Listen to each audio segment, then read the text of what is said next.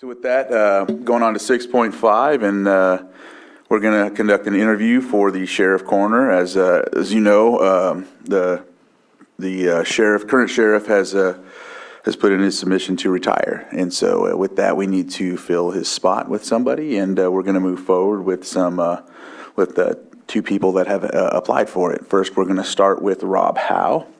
And I see he's here, so if you'd like to come up, Rob, and we'll go through an introductory discussion before we start getting right into it. Right here? Either side you desire. Depends what you want. All right. Well, first and foremost, thank you for applying and coming in.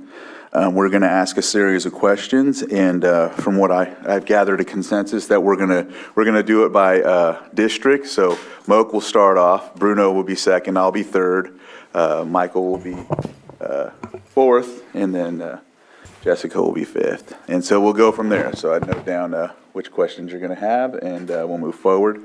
From what I thought, we were going to breakfast club it, and I was going to do it all, but I think we're going to go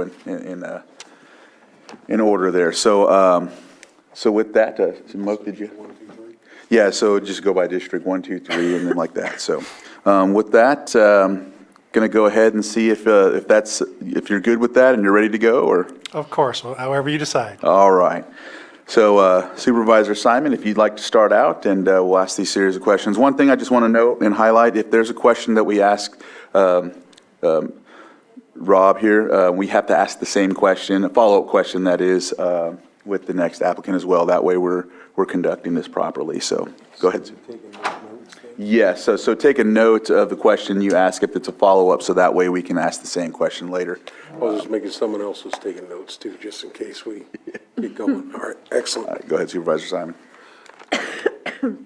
Welcome, Rob. Yes, and thank you for applying for the position of sheriff. This is a unique process. I've never been through a public interview process, so please bear with me. I'll go ahead and introduce myself as usual. Moke Simon, District 1 Supervisor. My supervisory district obviously is in the unincorporated areas, Anderson Springs, Middletown, Hidden Valley, out to the county line down Butts Canyon, and then Lower Lake and also Clear Lake, so welcome. Please provide an overview of your education, qualifications, and experience. Okay, I'm Rob Howe. I'm currently the Chief Probation Officer here in Lake County. I'm a lifelong resident, been here kindergarten through high school right here. 2 kids did the same, kindergarten through high school, wife's teacher here. So local product. Really the only times I've left Lake County are for college and for the academy, very briefly, then came back.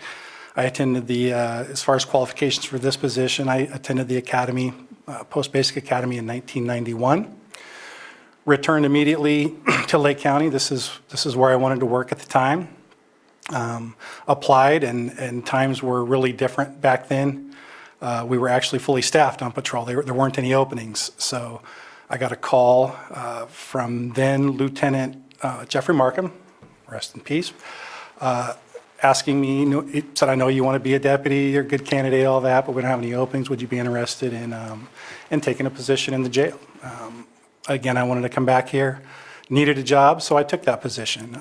Ended up being great experience there in the jail. At the time, you could also be a reserve deputy. So I got some custody experience, got a little bit of patrol experience, and got my foot in the door with the sheriff's office. I was there for about a year when an opening did come up in patrol, tested for and got that position. Went out as a patrol deputy, completed training and all that, and eventually within about a year and a half, a position opened up as an investigator. At that time, the county had a joint task force. It was run by the State Department of Justice, Bureau of Narcotic Enforcement, Narcotic Task Force. A really cool job, so I put in for that and was lucky enough to get it. Spent about 6 years in there. Great experience in there. That was some of the first experience I had as a training officer. I was tasked with training new agents coming in. Some of the first experience I had as a supervisor, supervising. I was the OIC for that unit, meaning when the commander was gone, I was the person in charge, so got some supervisory experience. But also worked for a man who kind of, to this day, was probably one of the, if not the best supervisors I've ever had. I learned a lot from him, Gil Van Attenhoven, if anybody remembers. So I took a lot out of that. Ultimately, spent spent 6 years in there and promoted out as a sergeant. As a sergeant with the Sheriff's Office, I supervised the patrol.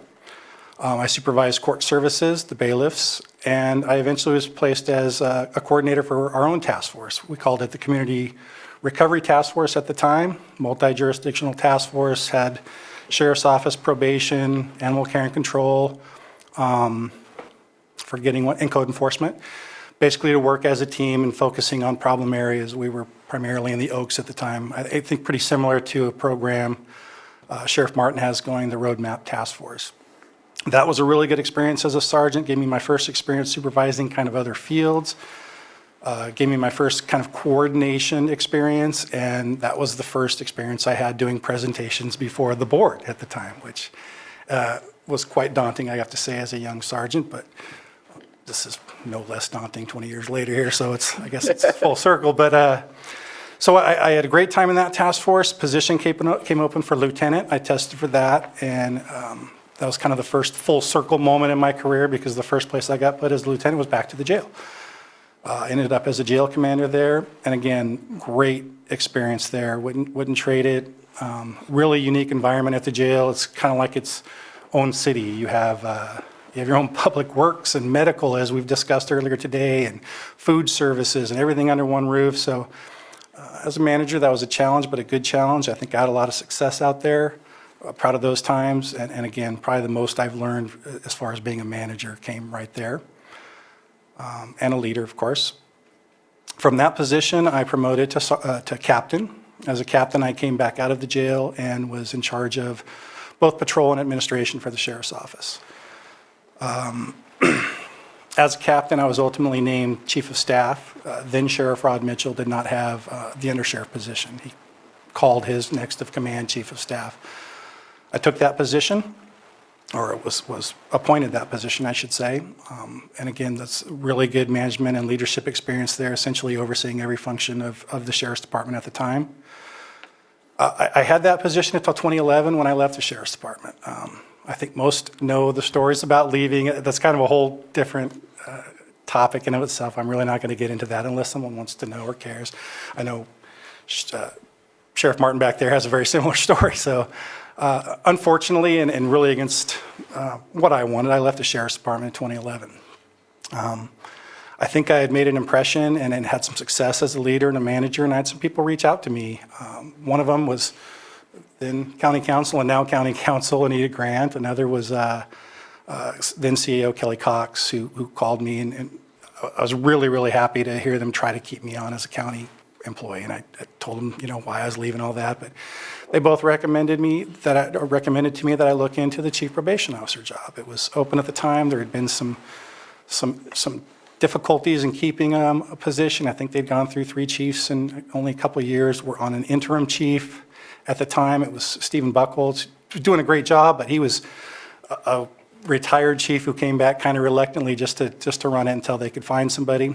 So I thought about that, and I did put in for that, and it's been a great experience. It's, I think, rounded me out. My experience with, again, 20 years working just about everything I could do with the Sheriff's Office, and then the last decade as a department head, building relationships and running a department, having the ultimate say at this level has been, again, a great experience working in a great department with great people. And that brings us to today. Okay, thank you. Got 2 more to go now, so. Okay. Why did you apply for the position of sheriff? Oh, that would be Bruno's question. Oh, we're going to rotate. Yeah. All right, sorry about that. Yeah. Let me continue the Okay. question. Thank you again for applying. I really appreciate having more than one applicant. That way we can compare, contrast, and make a decision. It's a tough decision today, but again, thank you so much for applying. So the next question is, why did you apply for the position of Sheriff-Coroner? A number of reasons. First and foremost, I think it's just perfect timing, actually, for both me, for the county, and the department, as I see it. I believe I have the most experience necessary. I don't think you can find another applicant who's probably got 20 years experience running everything you can run in one department, and then department head experience, a decade of it running another department. So I think my my experience and my skill speaks for itself, and not just experience, but my success at those positions. A lot of people have experience at a lot of things. It doesn't mean they're necessarily good at them, but I think I have been. And then the timing-wise, I've been doing this job. I've been in law enforcement for the county for 30 years. I'm of retirement age. I could retire anytime, but nothing's really pushing me. But certainly within the next few years was a window I was considering. This position coming up with the sheriff's office was, again, just kind of perfect with timing. This is an interim position, and you could look at that in a couple ways. Some may say it's just a bridge, and that's not ideal, but it is what it is. We're going to have an election in 2024. We need a good sheriff to run the department until then, and that fits perfectly with me. I think I can step into that position. I think I can run it seamlessly. I think I can continue the progress that Sheriff Martin's made in that department, and I feel that the people there, certainly the command staff level people, it seems like half of them are here, you're welcome to ask them, but would be comfortable with me, and that they know every one of them, we've worked together. They were all there when I was there, so I think it's just the perfect fit, and it solves a lot of problems, I think, for the county as far as the election goes. You know, you've mentioned it, and it is a huge decision for the board to select an interim that's going to essentially be like an elected official. But with me, I think it takes away a lot of the problems. It takes away a lot of the unknowns. You know what to expect. And again, it allow for a smooth transition and I would say a clean election. There's some questions about appointing an interim. Some would say that, you know, are you giving someone an unfair advantage by essentially making them an incumbent? And you could have mixed feelings about that. Whatever your feelings are, that doesn't have to be an issue with me. I'm planning on going and running the department for 2 years and allowing the election to take place and the voters to decide who should be the sheriff. Some other problems that potentially solves is with me, I don't think you have to worry about someone going in, trying to learn the position, trying to learn how to be a department head, trying to learn how to be the sheriff, and at the same time worrying about an election or worrying about a campaign. I think we all know a campaign can be a full-time job. I've had people who work for me, you know, enter campaigns. I know how much time it takes. I know how much time away it takes from work, and that's a potential problem you're not going to face with me. You have some other issues, I think, when you have an incumbent, or excuse me, a sitting sheriff, and maybe a subordinate running against that person. It's divisive in a department in an election time. I've been through it twice in my years, and there's just no winning in it. You know, you're going to have frontline employees who may want to support one. Maybe that's not the sitting sheriff, so they don't want to come out against their boss. But it just, again, I've been through it twice. It's divisive, and that's just something you can avoid with me. And when I say you have the option to avoid those things, I'm not saying that as if you're taking the second option either. I think that I'm the best option, and I think it just adds to the fact that those other things are things you don't have to worry about with me. So that's Can I ask a follow-up question? Yes. I have one too. Sorry. All right, I wrote it down already. So are you saying that you would not run? I'm saying that my plan is to not run. I've been asked that question specifically, and here's the answer. I'll never say never. I have a lot of, I care a lot about this county, I always have, and there are some things that I really have a lot of trouble seeing happen. I've been with this department, with that department, at a time when I think we had some poor leadership. That's not something I would ever want this county to have to go through again. So the only thing that could change my mind would be a scenario where I didn't feel there was a good applicant or a good somebody running. I can say that I don't think that's the case, but I'm aware of at least one who's 100% sure they're going to run, and a few others that may consider it, and there are certainly people that I have faith in and that I could get behind. So I will say that my plan is to just do it for the 2 years and allow the election process to take place, clean process, let the voters make up their mind, and then be ready to help anybody else out in the next phase. Great, thank you. So my follow-up question, and I don't see it in our list of questions, and I think it applies to the question I've already asked, is we know what the state says our sheriff is required to do. We obviously have had experiences with sheriffs, so we have a vision or a view of what a sheriff is. But I'd like to get your definition or your view of what is a sheriff and what is the role of the sheriff within our county? Well, the sheriff is the lead law enforcement, I think, authority within a county. Obviously, we don't have jurisdiction in cities like Chief Rasmussen has their responsibility. But there are, if you're alluding to what has to be done, we operate the court. We operate currently, at least, OES. We have civil responsibilities and court security responsibilities. Patrol is not technically a responsibility, or at least not a requirement of the sheriff's department, but it's something you can't not do in my eyes. So it's all encompassing. You have a lot of things, dispatch, but I see them all as requirements of the sheriff's department. Okay, thank you. All right. With that, I'll ask the next question. What are the 3 most important values that you demonstrate as a leader? And tell us a story that demonstrates each of these leadership values. So, as a leader, I think the 3 things, there's some obvious: integrity, leadership ability, and ability to build and maintain relationships. Respect is a big word that goes along with there. As we talk about these things, you're going to hear some words repeat themselves. You might get sick of them by the end of this, but relationships and respect are 2 big words for me as far as what I think a leader is, what a manager is, and things that I rely on and have relied on in my past. As far as examples, for me, I think my entire career is filled with examples like that. I've built relationships throughout. It's what I do. It's what I feel is necessary. I'm confident if you talk to, I see Commander Fansler and Chief Rasmussen, again, half the command staff of the Sheriff's Department. I'm comfortable if you talk to anybody about the relationships that I've built and maintain that they will agree with that. It goes to the community as well. I'll tell a story, and I apologize to Chair Crandall. I'm going to date him a little bit and date myself a little bit, but probably 20, 25 years ago, as a young sergeant, I remember having a discussion in the parking lot of the Robinson Rancheria Casino. I think you just got out of the military, and we're assuming a leadership role with the tribe, and we had a long discussion, and I remember thinking, this is a leader, he's going to be a future leader. I think of myself the same way. I need this relationship, and we built that, and I'd like to think, disagree if you want, but I'd like to think here some quarter century later we have that same relationship, and it's worked for both of us, and that's how I've survived and how I've succeeded, is building relationships. Thank you. My turn? Yes. All right, my turn. Hi. Please describe your management style, including the steps you typically take to build an effective team. Management styles always, I've asked that question on the other side of these interviews hundreds of times probably, and there's a lot of popular answers, a lot of cliche answers. I lead from the front. I lead by example. I lead with respect, and all those things are true, and I think I have all those. But my style is really more of a personality than a style.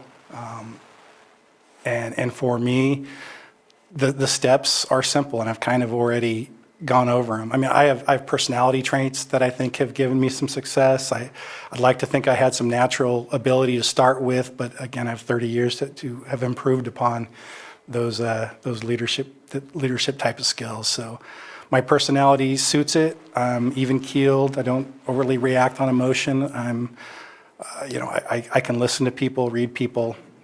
And so building, again, the steps they come natural to me. I talk to people, I listen to people, and I have ability to, I think, understand and see what motivates people and see what shuts people down. All right. Okay. Describe your experience with developing and managing a budget. My experience began actually with the sheriff's office, probably at the lieutenant, and then certainly more at the captain and chief of staff level.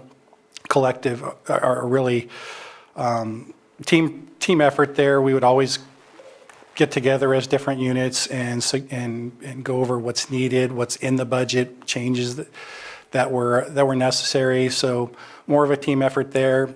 That's one of the real benefits I have of taking the position I'm in currently. As the department head, I'm intimately involved with budgets. From day one, it's something I had to learn.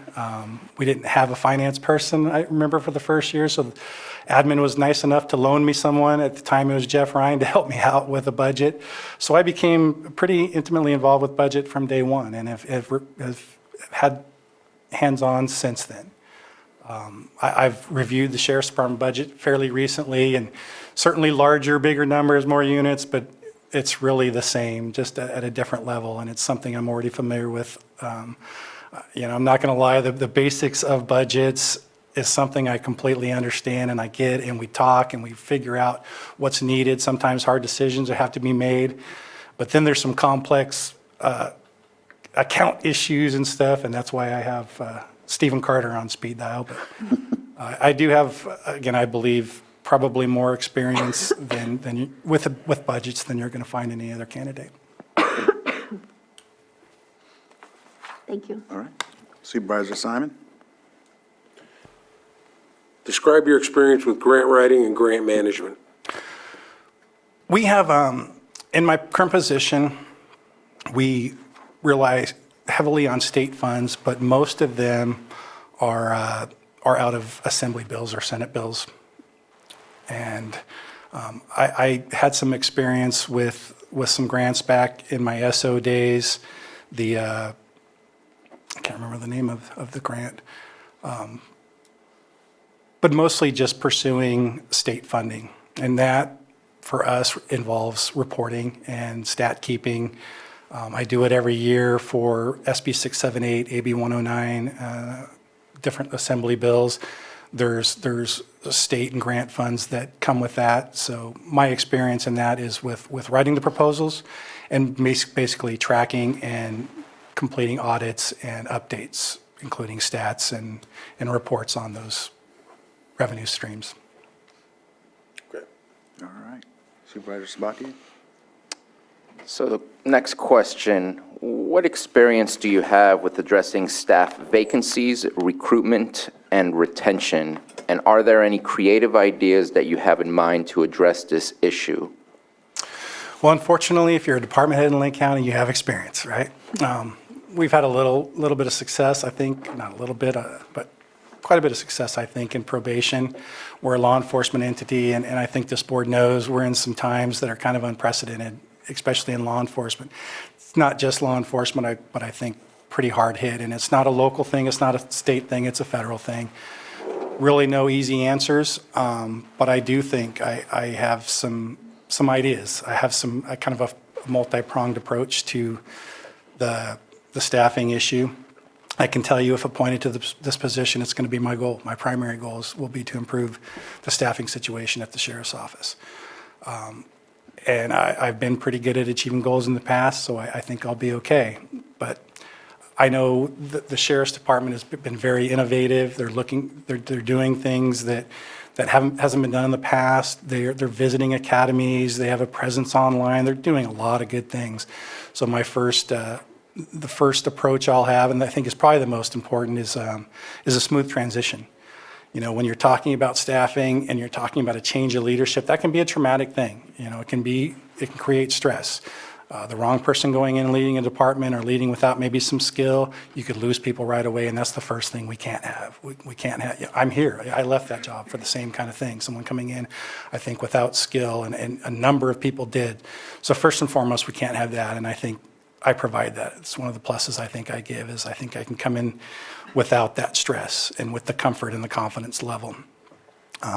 First thing, obviously, I'm not in there right now, is to evaluate exactly what is being done. I'm an inside-out kind of person when it comes to the staffing issues. I think a lot of it has to do with morale and quality of the job that you have and that you provide, and the quality of the work environment. Lake County has some things to offer. You know, the lake, excuse me, and then the quality of the work that you do. You know, how you're treated. Those are the things that I focus on, and I think I've done well at them. I think they've positively impacted my department. Probation right now has actually grown in staffing since 5 years ago. I looked at our allocated positions. We do have still a vacancy rate of about 17 to 19%, but We've maintained pretty well in a very tough time.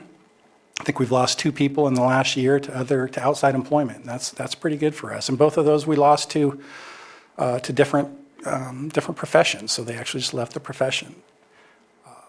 That's what I hope to bring to the SO is, again, go in, smooth transition, evaluate, and then see what we can do to improve. It's very likely that I could bring some stuff we're doing. It's also very likely I'm going to see some stuff they're doing. I'm going to ship back to to probation, and try to improve both. So that facet. I have some other ideas. I think the long term with law enforcement and staffing is an image issue. Law enforcement, unfortunately, has always struggled with that. You could have 1 million men and women doing 1 million good things every day, and you'll never hear about it. But if one does something wrong, you will hear about it. And of course, we always go through that, and we've gone through some tough times with the, defund the police was popular for a minute, and so that harm to our image has to be corrected. And I think you start with the youth. I'm very into programs that involve young people. I think that's how we change our image. A number of ways to do that. A lot of you probably see the Sheriff's Department easy ups and the probation easy ups at a lot of functions, fair, that kind of thing, and that's positive. But I really like the school resource officer position.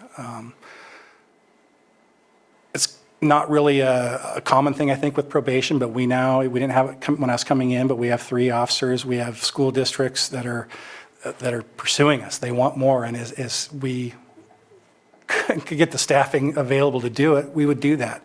I just see those kind of opportunities. And don't get me wrong, those aren't things that are going to solve our staffing issues in the next couple of years, but those are moves towards the future that change the image. And, I talked to my wife, she's a teacher, and she's a teacher at kindergarten. And so she gets these kids that it's very likely their first real social, interaction with a lot of people. And she'll tell me, school resource officer or an officer will come visit, and they kind of cringe and back off, and they almost show fear. And, it breaks my heart, because that's a kid who's been through something already in a young life that they shouldn't, or has been told something that probably isn't true. And the bright side of that is by the end of the year, those same kids will be hovering around school resource officer, because they know that we're putting men and women in there that will protect them, that want to do it for the right reasons. And I think those positive image things are what we got to look for in the future.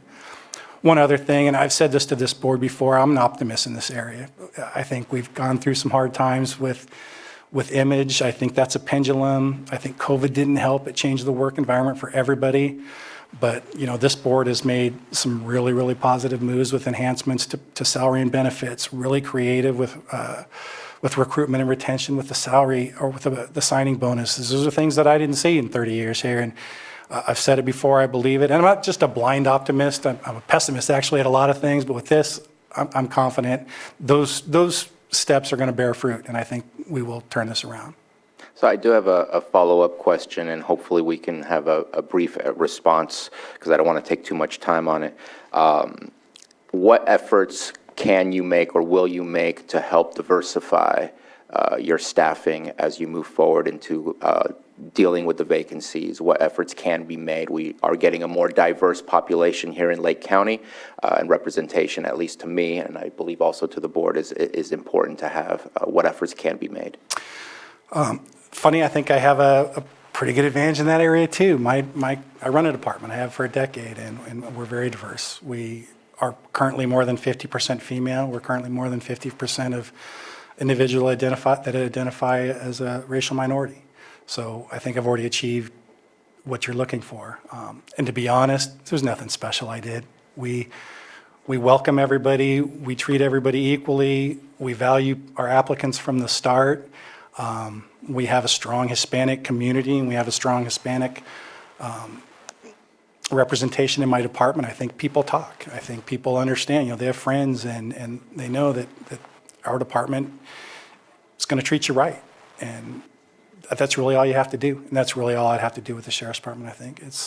I don't know how innovative you have to be. You just have to be open and fair from the start. Thank you. All right. What level of engagement have you had with staff development and developing and providing public safety training? I know you mentioned this, but if you can go a little deeper into it. Well, as a department head, you're ultimately responsible for the training your people get.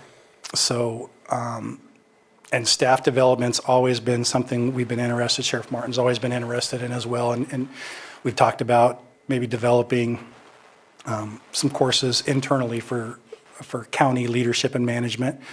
But the one benefit law enforcement's always had is a lot of the requirements out there for training. You know, it's one of the only jobs where we don't really have a choice. We're going to send you in probation for 40 hours a year, for the SO 24 every 2 years, to formalized, approved training. So you get a lot of that. So a lot of it comes from what you choose to send somebody. You know, the training's out there and available to develop supervision, to develop management. We have Supervisory Leadership Institute and Supervisory Leadership Academy for different, one's for post, one's for STC. I believe in those things. We personally, in my department, send everybody who either becomes a supervisor or is even on track to those courses, and they're important. So I think it's just recognizing that it's needed and then taking advantage of the resources that are already there.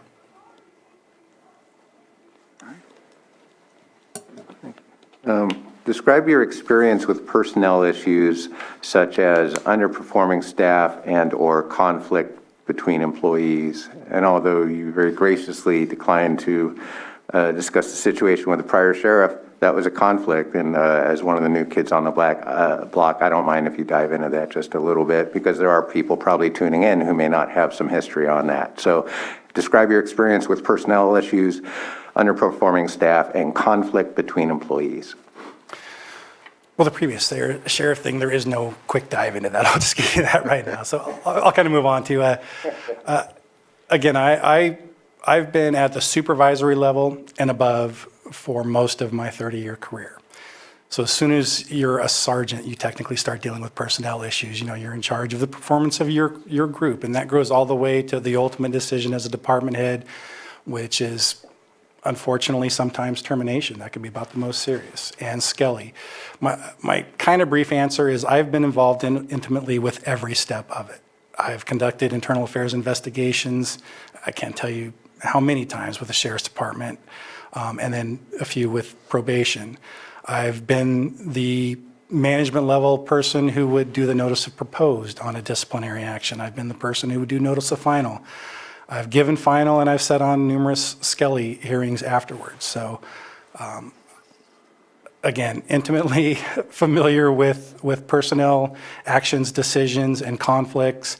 It's just something you have to do. It doesn't always have to be pleasant. I'll tell anybody, if you ask me my most stressful moment or things like, it's probably going to be a personnel issue in management. But like everything, you do it collaboratively. You be willing to talk to people. I'm smart enough to know I'm not that smart sometimes, so I'll listen to other people. But yeah, I'm very familiar with pretty much any step you want to talk about in the disciplinary or personnel process. Please describe your experience with emergency planning and disaster recovery. As a Sheriff's Department employee, from the time I believe I was a supervisor, we were taking ICS courses. I've been intimately involved with the EOC, have acted as the operations section chief for many, many years. So on that side of it, I have a lot of experience with disasters, with the planning, with the emergency operations system. As far as the outside of it, I guess you'd say, or like Sheriff Martin's current role, that will be new to me. I've had a lot of discussions with the sheriff about that responsibility. I understand it. But again, I believe I have really intimate knowledge of the system and how it works. I understand that. There was a time in our department where the sheriff had the idea, not Sheriff Martin, but Sheriff Mitchell had the idea that our entire department was going to run off a command system. Like, kind of didn't work, but bottom line is, as far as the OES office and emergency management and the EOC operation, I think I have a good knowledge of. All right. Supervisor Simon? All right. Describe your relationship with other public safety agencies, and if needed, how would you improve those relationships? I've kind of mentioned it already. I think that I look at that as probably my greatest strength. I've been building relationships from the start, and this position as department head has allowed me to continue that.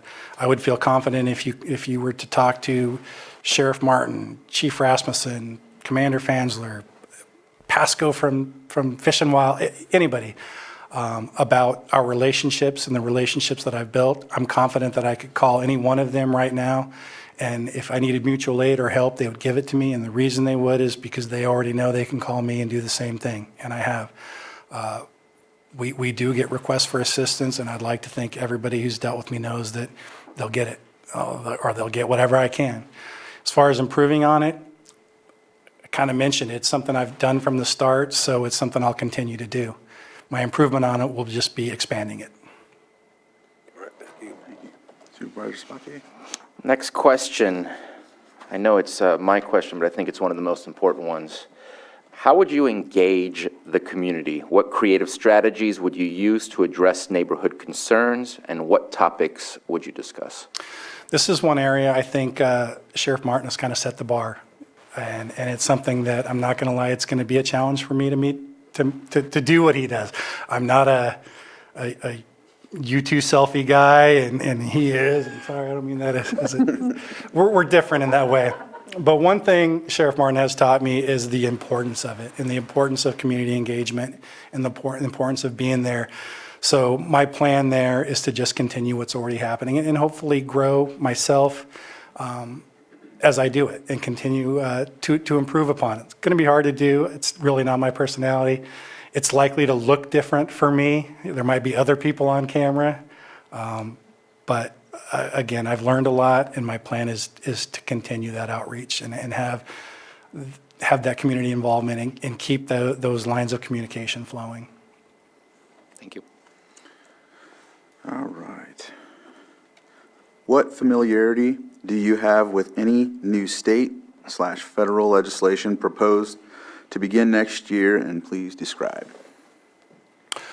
Well, the newest legislation in law enforcement, at least for the sheriff's office, and again, I've kept up with this a bit. We have new legislation in the probation world daily, it seems, and certainly in California, a lot of it's geared towards law enforcement.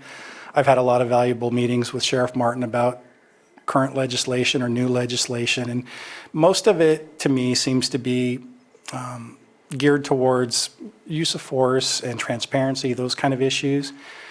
And to be honest, I don't have a problem with it.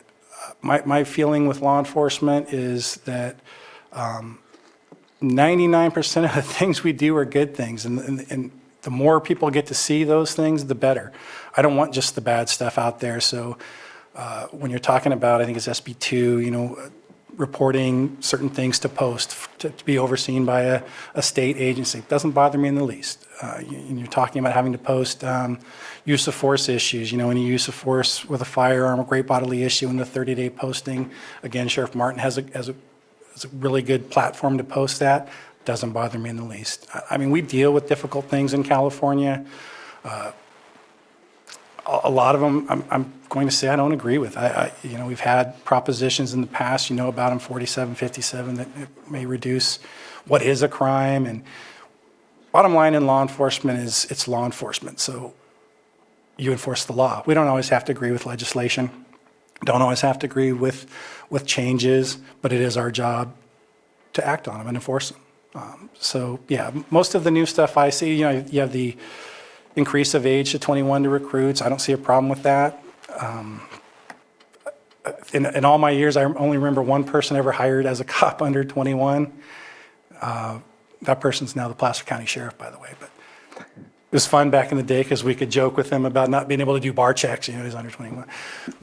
But again, I don't have a problem with that. In 2025, as I understand it, that'll increase the education necessary for new recruits.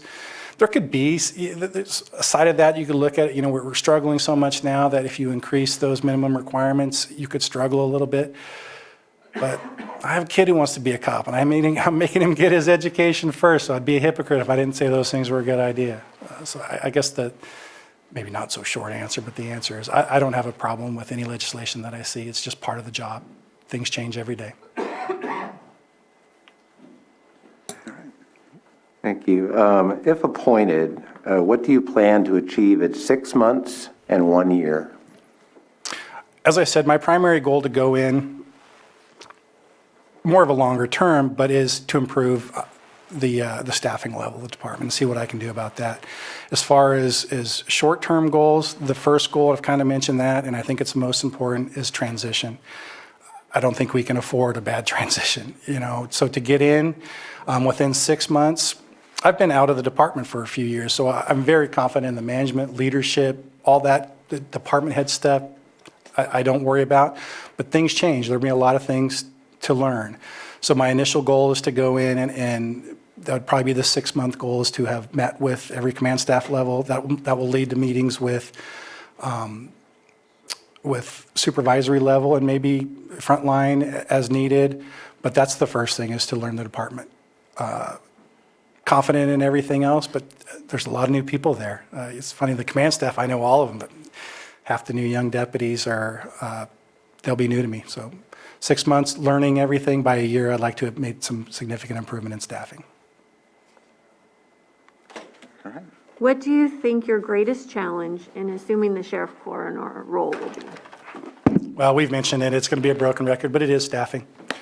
I think we're facing, oh, thank you. You saw me running out of water? Dry voice. So, and I don't want to sit here and repeat myself. I've gone over a lot of my plan and what I think I can do, but those are the biggest issues facing law enforcement, I think, nationwide. Again, it's not local or state. We're all going to be in this challenge, so we all have to be able to do things better than someone else. We're going to have to make this a better work environment. We're going to have to make or get people to understand what a great place Lake County is to live. And then when we do get people, we got to focus on retention. We got to keep our people. They're out there. I've mentioned my son. I'm going to use him as an example. And I'm biased. I'm going to give it, obviously, but he's a 20-year-old intelligent young man. He's got a conscience and a heart, and wants to be a cop. He's wanted to be a cop since he knew what a career was. And as someone who's done that for my career, I got to tell you, it's scary. And sometimes I'm like, I don't want people to have to deal with some stuff I've had to deal with, especially my kid. But again, I'd be a hypocrite. I was the same way, and his heart's in the right place. And I use him as an example because those people are out there. So we have to find them and keep those people. Hope that answered that question without Yes, repeating thank you. too much. All right, so that covers all the questions that we have. Just wanted to ask briefly if you had any questions for us. I don't really have any questions. I'd like to thank you for your time, of course. I know you all have a difficult decision, and there's a lot of pressure to make the right decision on something like this. I've never been in your shoes, so. And it's posted. I know the only other applicant, and you're not going to hear me say a bad word about him. You don't have a bad choice here. I truly believe that. I think I'm the better choice simply because of the life experience, the position I'm in right now, department head experience. I just think I bring a little more right now, and again, things just line up. Not just for me, but for the county and the department. So that's where I'd leave you with. Again, thank you for your time. Any final comments from? Well, just a procedure question, and we have a little bit of time, so we don't have to take the full hour, but if there were 1 or 2 follow-up questions any of the board members wanted to make, I have 1 or 2. I have them written down so I can ask the other candidate. But I was wondering if the board and the candidate would allow me the privilege of asking a follow-up question or 2. I think everyone's all right with it as long as you ask the next candidate. Okay. And these are not trick questions. These just came off the top of my head. So I think you already mentioned transparency. You can't follow in Sheriff Martin's shoes. Nobody can. I won't even ask that question. But I think you mentioned in your bio you had previously done some cannabis enforcement. So certainly over the years, with the passage of Proposition 64, criminal and civil enforcement of cannabis-related crimes and violations has become more challenging and more complex.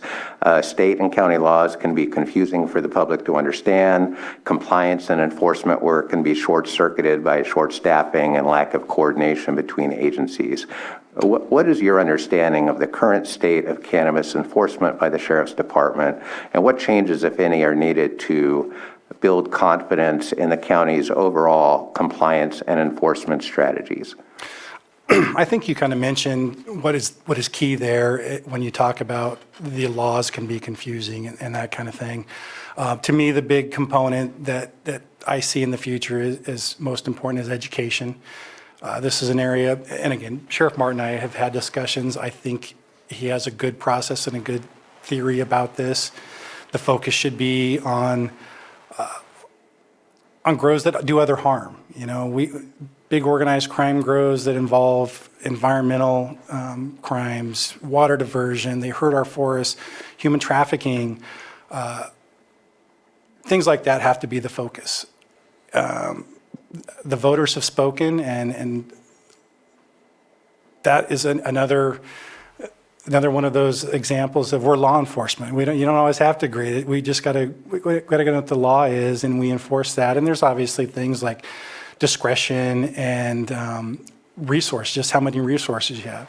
But again, I think the big key is the education component. We're still going to focus on those big grows that do harm to our society.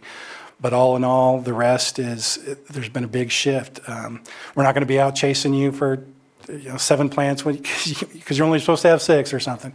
So I think it's all common sense. So big grows near a school or a daycare or a park or something, maybe that you focus on. Everybody else is going to be more the education side of things, and I foresee continuing pretty much what Sheriff Martin has as a philosophy, involvement with code enforcement to educate people.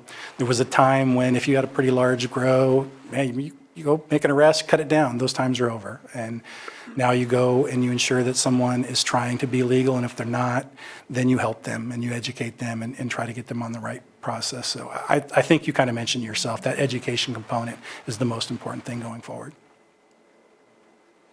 All right. One more. Oh, Just one more, I promise.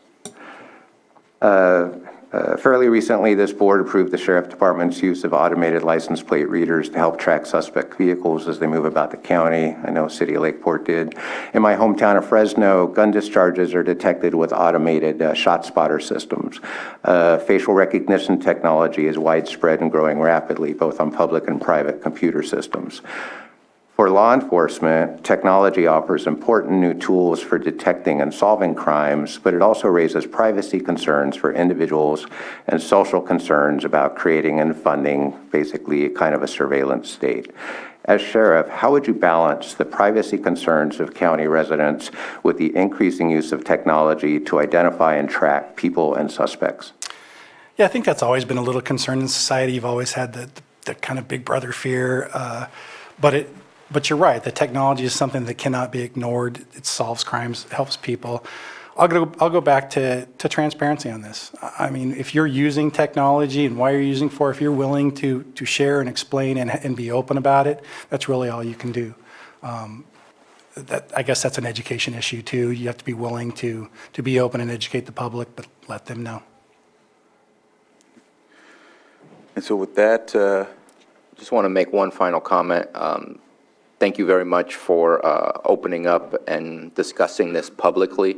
Got to learn a little bit more about you, learn what your real first name is. That was something I didn't know that I didn't know, but really appreciate you applying and taking the time today and getting to know you a little bit better. Thanks. I appreciate it. I was talking to Chair Crandall about that. It's funny. I think they used my full name for a service award one time, and I had half my department here. They didn't know who it was. Man, is there another House? What? Yeah. And I'm a third, by the way. There's no fourth. My son's not the same. We stopped that. okay. Well, I think one last thing, Ms. Grant, I need to open it up for public comments or questions or statements, something like that. You can open it up for public comments, but you don't have to do it one and then next. You can do it at the end. You can do it now. And I think we'll do it at the end when we come to that. It's up to your board. I think that would be the best way to go about it, is when we're ready to make our decision, we'll open it up. Yes. Yeah, I agree. Yes, so we'll go from there on that. All right. Rob, That's thank it? you very much. Yes. Thank you. Wonderful. Did you want more? Because we can. No, I'm just Well, I'm here now, man. Wonderful process. All right. Thank you all. Thank you very much. And so we are at 11:06. Does anybody need a short break, or do you want to move Well, forward? I think we said 11:15. Yeah. Probably need to stick to Let's 11:15. take a short break and come back at 11:15 and let's go for it.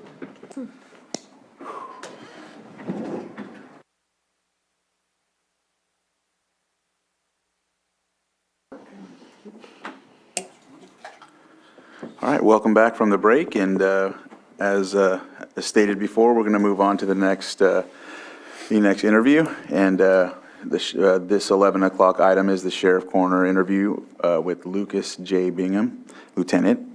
And so with that, we'd like to welcome you to this interview, and thank you for applying as well. This is a process we're going to go through. We're going to ask by supervisorial districts, and so what you're going to notice is Moak will start out, Bruno will go second, therefore, and we'll go from there. I know that there was a couple of questions added, and so we'll have those as well. And at the end, you can either ask your questions or you can provide a statement or something along the line so we can get more input from you as well. So with that, if there's anything you wanted to start out with or anything like that, we'll get right to it with Supervisor Simon. Okay, thank you. Did you want to start, or do you have something to say as well? Well, I just wanted to thank the board for the time. I think this is a pretty historic event in the community. As my history with the Sheriff's Office, and prior to that, I'm not aware of a sheriff being appointed before, so I think it's a heavy weight on the board to make the determination for the future of the Sheriff's Office for at least the next 2 years until the voters can come together and vote in an election. So thank you for taking that time and that responsibility.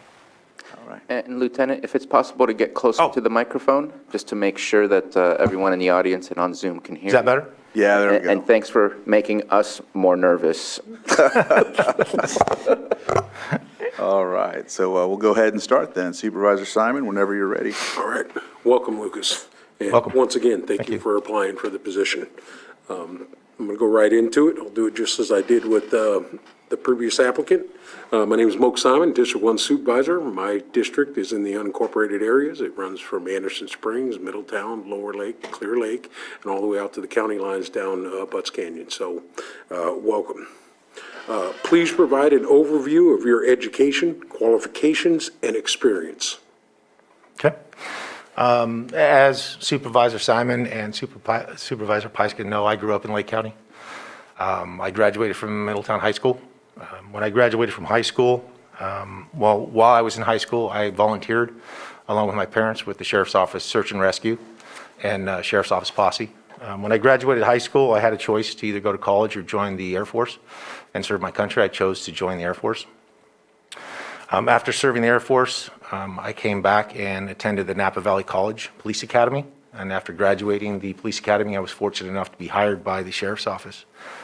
My entire career has always been about learning something new.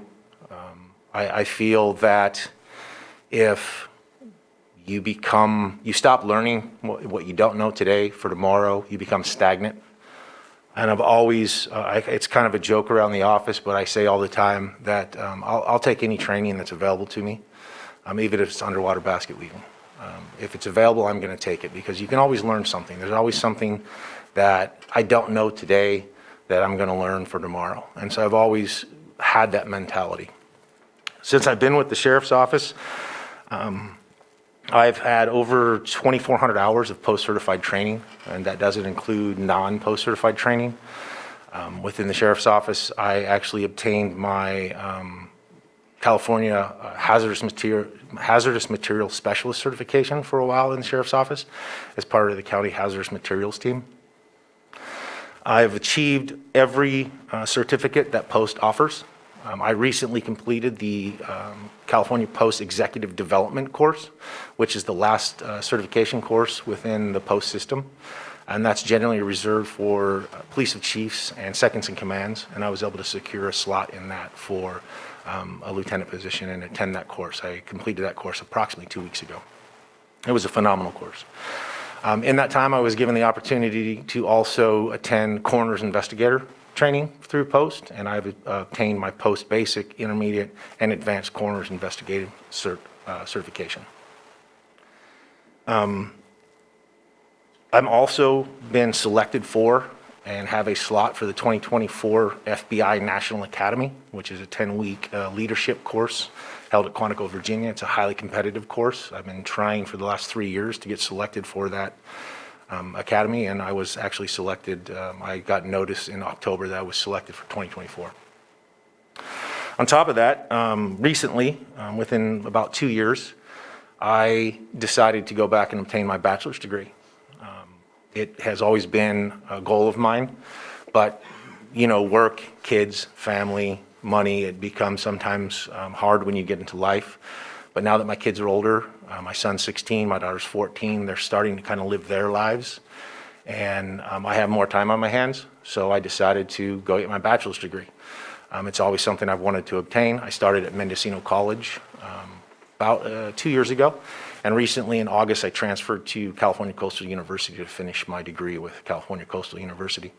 And as long as everything goes well, I should have my degree in about 15 months. Like I said, training and education has always been something for me that I've always strived for, because I will admit that I don't know everything. And the more I can learn, it makes me better, and makes me better to serve our community and serve within the Sheriff's Office. All right, thank you.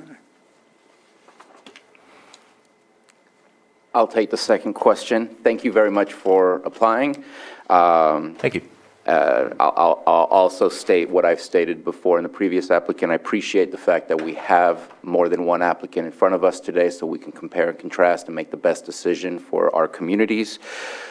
Difficult choice, as you stated earlier, that we have in front of us. So why did you apply for the position of Sheriff-Coroner? I've been asked that a lot, and to be honest with you, it took me a while to come to that decision. I think that if you ask anybody in the department or anybody that knows me, I will be honest that being the sheriff was never a goal of mine. It's not something that I've ever said that I wanted to do or had to do in my career. I always wanted to at least achieve the rank of captain within the department. And then when I started to hear that Sheriff Martin was thinking about retiring and then announced his retirement, I had a lot of thinking to do, and I had to sit back and really consider where the department is at and where the community is at. As I said, I grew up in Lake County. I left Lake County and joined the Air Force, and I think as most kids, when they leave Lake County, they want to go look at the world. The grass is greener, always greener on the other side of the fence, that kind of mentality. And I was fortunate enough in the military to live in other places in the country and then overseas, and visit those places and realize that I truly like Lake County. And I came back here and was fortunate enough to get hired here.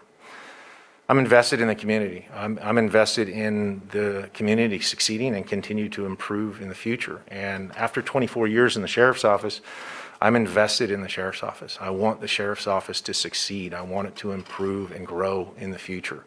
I have about 8 years left in my career, if not maybe a little bit more, depends on how things go. And I have the time to make sure that that's going to happen within the Sheriff's Office. I've seen the Sheriff's Office at lows and I've seen it at highs. I think we're at a high right now. I think we have a level of trust and transparency with our community that I don't think we've ever shared before. And that's large in part, the sheriff gets a lot of the praise and a lot of the blame within the department.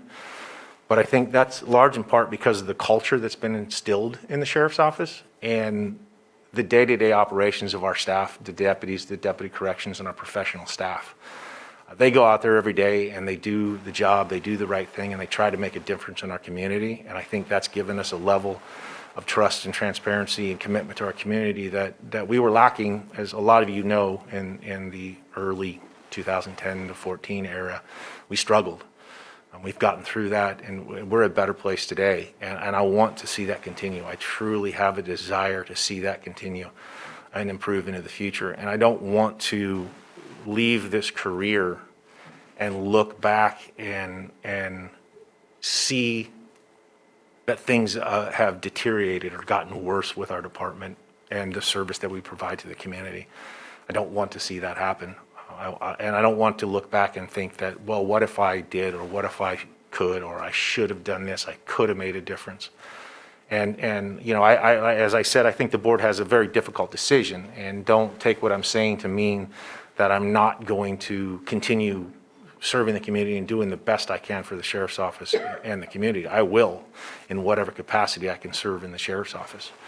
But I believe that I have the skills to lead the department towards the future, and that is my intent. Thank you for that. Go for it. Yeah, so I have a follow-up question.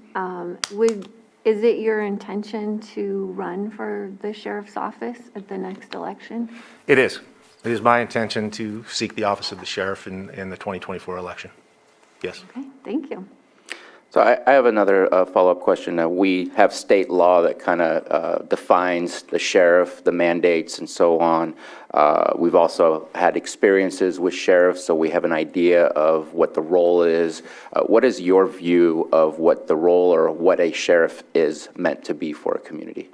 Well, the sheriff is the entity within the county that protects the constitutional rights of its citizens. That's the primary role of the sheriff.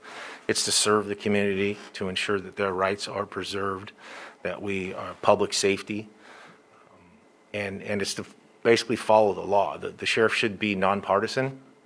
It should be to serve every community member within Lake County. That's the role of the sheriff. There's a lot of things that are codified in government code, I believe it's 26,600, that mandates civil, jail, civil services, and so on. But I think the primary role of the sheriff is that of the coroner and that of the constitutionally elected officer to protect those constitutional rights. And then within the department, the responsibility of the sheriff is to act as a leader, to show the department, to guide the department, to make sure that the principles, values, vision, and mission of the department are carried out for the betterment of the community. You know, at the top of the pyramid, you could say that the responsibility of the sheriff and the sheriff's office is preservation of life. That's the number one thing that we're responsible for, and I think we've seen that in the disasters and all of the things that we've lived through.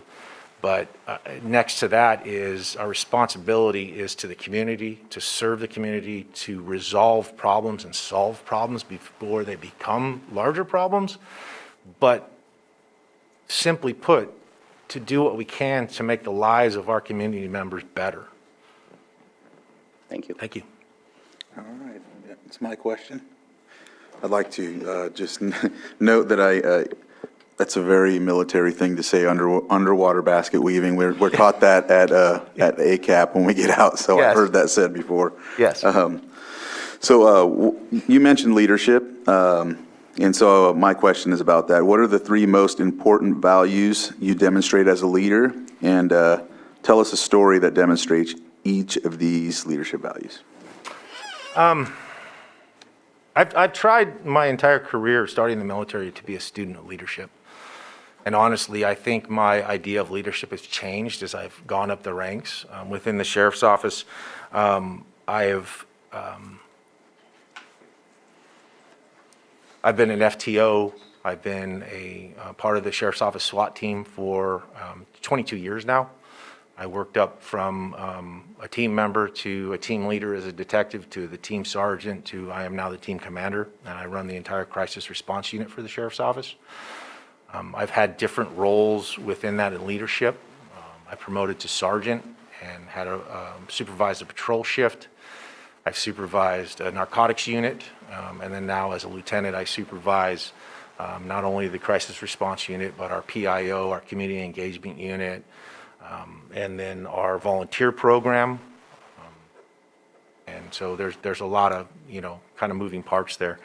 I think for me, my concept of leadership and what a leader should be is it kind of goes back, and I'll use this analogy.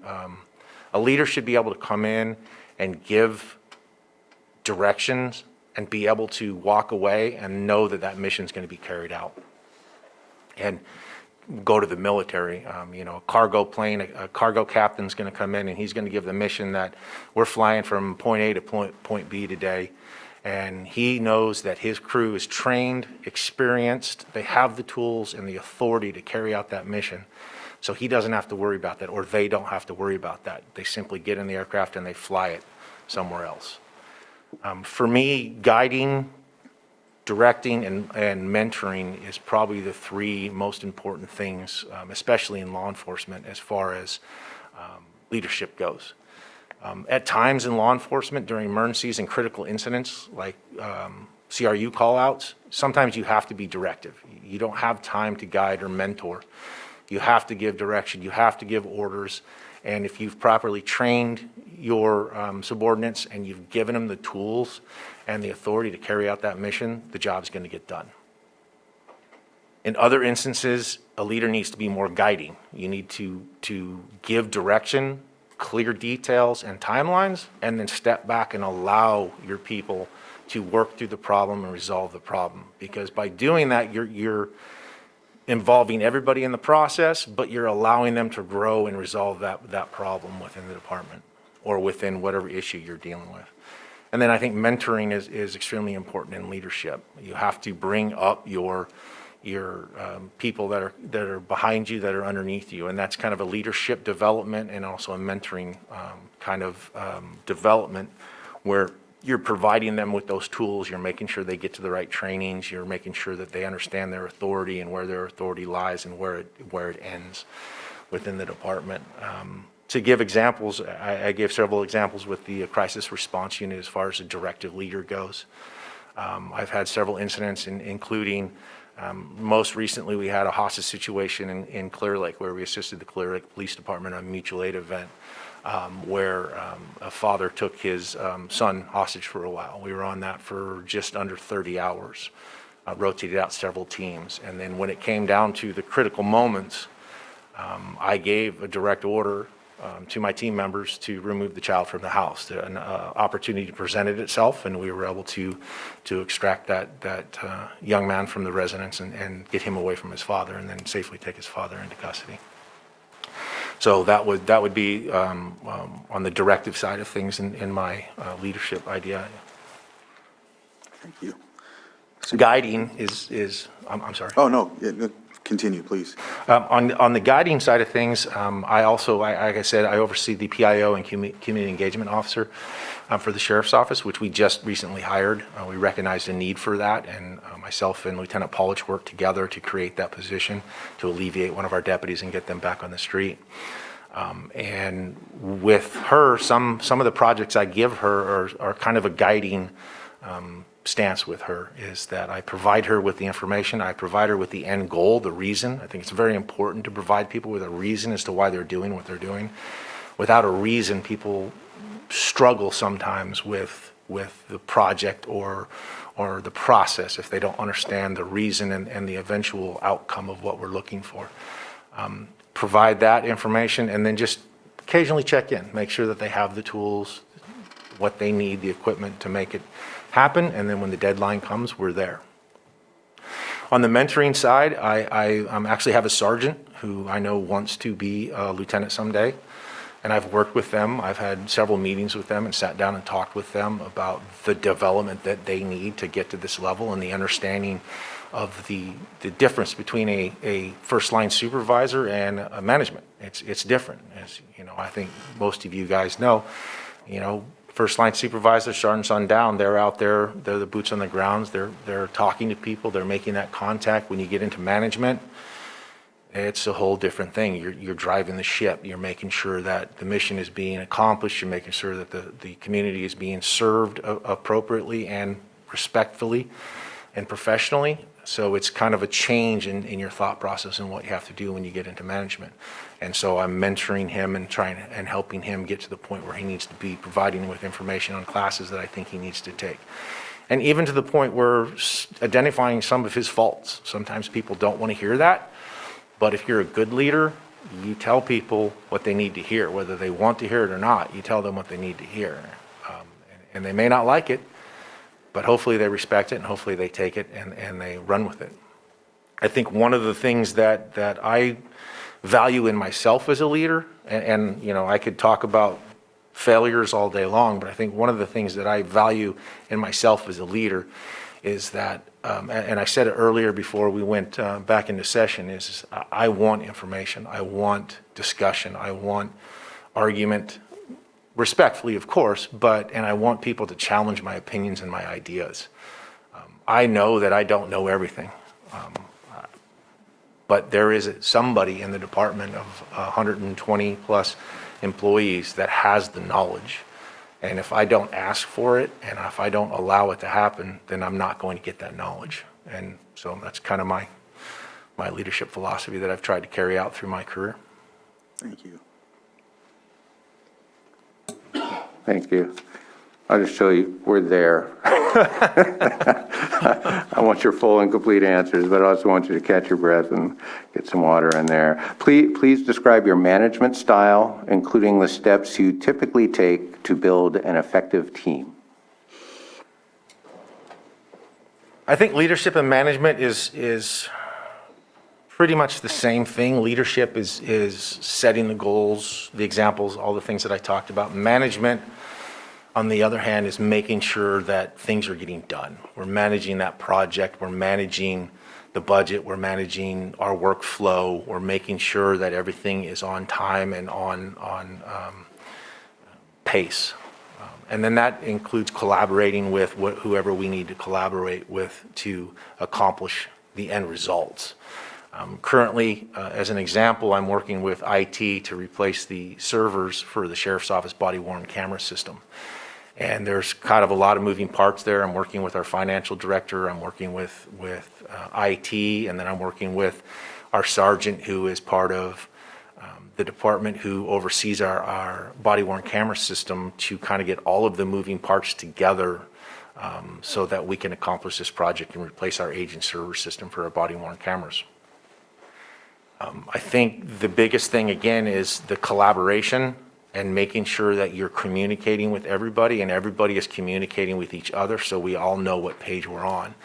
And that goes across the board. It's, whether it's internally within the sheriff's office or it's working with probation or it's working with the local fire departments, it's making sure that we're all together and we're all on the same page working towards the same goal. And I think that's the responsibility of a manager, and that's kind of my style of building that team is bringing the people who have the expertise together and then getting that expertise out there so everybody understands the goal of what we're trying to accomplish and then everybody's role in that process to accomplish the end result. Supervisor Pyska. Describe your experience with developing and managing a budget.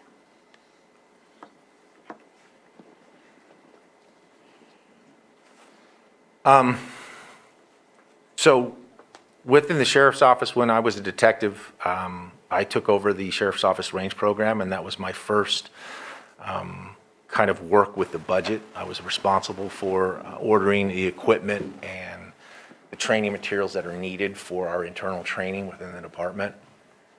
I took over the range program when I became a sergeant and kind of still worked within that realm. When I promoted to lieutenant, it was kind of an eye-opening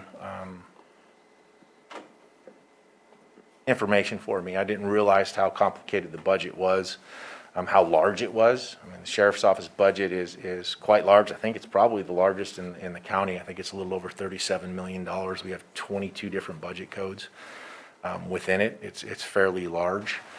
As a lieutenant, I managed the training budget for the sheriff's office, and then I also managed the equipment budget as the training manager for the sheriff's office. One of the things that I've always tried to do in both the equipment and the training budget is to ensure that those funds are being spent fiscally responsible with the understanding that those funds are not the sheriff's office. They're the counties, they're the taxpayers, and we need to make sure that those funds are being spent appropriately and to the best service of our community. So when I see training requests, I review all training requests to make sure it fits within our training plan and to make sure that it's the training that we're sending our people to is going to benefit the community. We have deputies that want to go to all kinds of training, and I would love to send deputies to whatever training they would want to go to. Again, I'm big on training. I'll go to any training I can. But if a deputy wants to go to Florida to take a training, but we can wait 6 months and send them to Fresno, well, I know they would rather go to Florida than Fresno, but what's more fiscally responsible for the sheriff's office and the county? Send them to Fresno, right? or if it's a training that doesn't fit within our training plan and it doesn't benefit the sheriff's office or the county, we're not going to send them to that. So I keep those things in mind when I'm trying to make those decisions. As far as preparing a budget, I've worked within staff meetings to help prepare the annual budget, mid-budgets for presentation to the board. I've also worked with Mary Beth Strong, which is part of our professional staff within the sheriff's office. Luckily for us, the sheriff's office, or fortunately for the sheriff's office, we have professional staff that is responsible for the day-to-day management of that budget and then the preparation of the annual and mid-budgets to the Board of Supervisors. Ultimately, the sheriff is responsible for that and responsible for the expenditure of those funds. But I think as the sheriff, having that professional knowledge in budgets, it's kind of incumbent on the sheriff to make sure that again, back to the leadership, guidance, how we're going to handle this, to make sure that these funds are being spent wisely and appropriately and within the strategic plan for the sheriff's office. Thank you. Supervisor Simon? Okay, describe your experience with grant writing and grant management. So I started my experience with management when I was the narcotics unit supervisor. We have the DSEP grant. It's a federally funded grant for marijuana enforcement.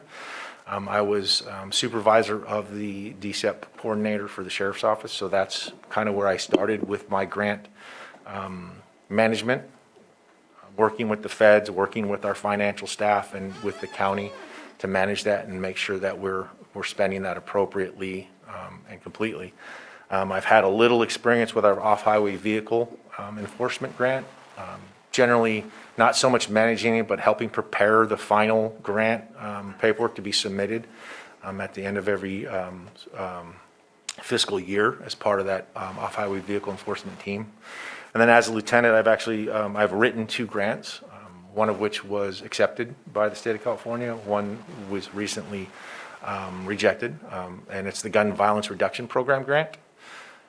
I believe it came in front of the board a little bit over a year ago.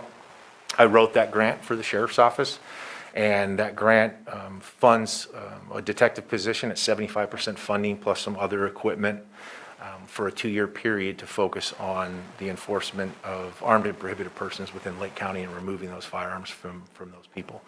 And then within that grant, I work with the investigative detective and Mary Beth to do our annual reporting of that grant and management of that grant throughout the year until its closure. All right, thank you. Next question is, what experience do you have with addressing staff vacancies, recruitment, and retention? And are there any creative ideas that you have in mind that may address this issue? Oh, that's a big question to unpack. I think my feeling on that and my stances on that is, unfortunately, that's an industry-wide problem. I would think we would struggle to find another police department or sheriff's office that wasn't struggling with recruitment and retention right now. And I think that's across the workforce. You look at, drivers and retail industries, they're all struggling to find workforce, and I don't think we're any different from that. Some of the ideas that I have to kind of work through that is, I think sometimes in law enforcement, we get focused on what we do in law enforcement, the nuts and bolts of our job when we're trying to recruit, where we, I think, need to focus on the benefits of what the sheriff's office has to offer to people who want to come work here. And it's one of those things, and I was having a conversation a couple of days ago, and they asked, with another agency that's quite larger than ours, why have you spent as much time in the Lake County Sheriff's Office? And again, it goes back to the fact that I grew up here, and I like living here and raising my family here. But I truly enjoy the sheriff's office because we're big enough that we have a lot of things. You can wear a lot of hats. You can do a lot of things in your career. But yet we're small enough where everybody knows everybody. It's a first name kind of basis within the department. I think sometimes we don't sell that to people, especially some of the people who are trying to recruit from more rural communities that are used to the rural lifestyle and knowing your neighbors that are 5 houses down. I don't think we do enough within the department to showcase that with the sheriff's office. I think we should do that. I think another thing that we can do to improve some of the recruitment is showing some of the diversity and equity within the sheriff's office. Sheriff Martin has promoted the first two female supervisors within the history of the sheriff's office that I'm aware of, patrol supervisors. We have the first African-American patrol sergeant currently assigned to the courts that I'm aware of in the history of the sheriff's office.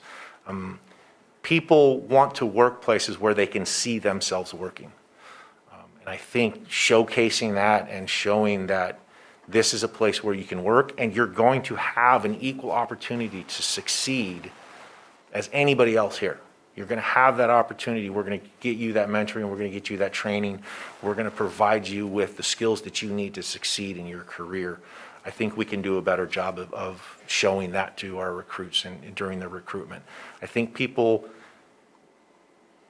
go to agencies where they know they're going to make a decent living, but I think a lot of it also has to do with going someplace where they feel like they're wanted, they feel like they're valued, and they feel like they fit in, and they're part of the department. And I think we can do a better job showcasing that.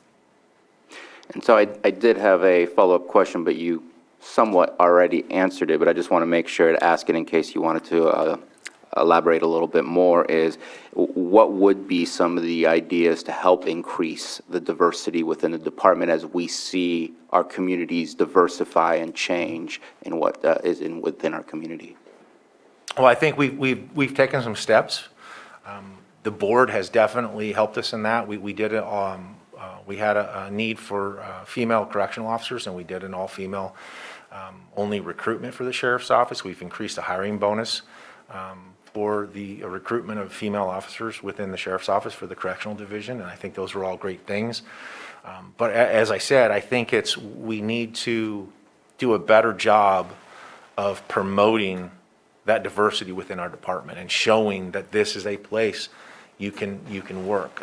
I actually had a phenomenal opportunity to speak with the chief of the Fairfield Police Department, who came from San Luis Obispo, and she was telling me that when she got hired there, their recruitment of females went up by 50%. And she was told, I came here because I saw myself, I saw the department, I saw myself in that department, and I felt I could fit in there and I can work there. And I think that really kind of stuck with me. And we need to do a better job of that. I think we also need to do a better job of reaching out to our community. It's one of those things that I think a lot of people would enjoy this career, but they're not willing to come to us for that career. So reaching out to the communities that maybe have a stigma about law enforcement in that community culture, and reaching out to some of those people and explaining to them what we do and how they can benefit their communities and how we can serve them better may help get some recruitment into the department. Thank you. All right. Oh, you had another question, right? I think I'm next. Oh, no, Oh, no, yeah, it's me. What level of engagement have you had with the staff development and developing and providing public safety training?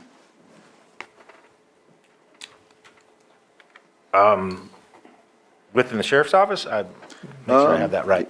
Yeah, it doesn't specify, but it just says level of engagement have you had with staff development and developing and providing public safety training? Right. Yeah. A vast amount, actually. I started as an instructor for the sheriff's office in 2006 as a firearms instructor and became a use of force instructor. I was an instructor in the sheriff's office programs all the way up until 2019 when I promoted to lieutenant. When I promoted to lieutenant, I took over the training manager position for the sheriff's office, and I've been responsible for the training and development of training within the sheriff's office for the last 4 years. In that time, we've put on a lot of great trainings. I've coordinated with the Bngham tribe multiple times to put on PL-280 training, to put on victim advocacy trainings. I've coordinated with outside groups. We recently just had an autism awareness training where it was a train-the-trainer training that we brought here. We brought an instructor here from Florida who's a renowned expert in the field. And we did a train the trainer where we opened that up to agencies within Lake County, all law enforcement agencies, DA's office, the police departments. And we did a train the trainer training there. We got 2 of our deputies trained in that awareness, and then we're now currently developing that curriculum to roll out to our entire department, both corrections and sworn side.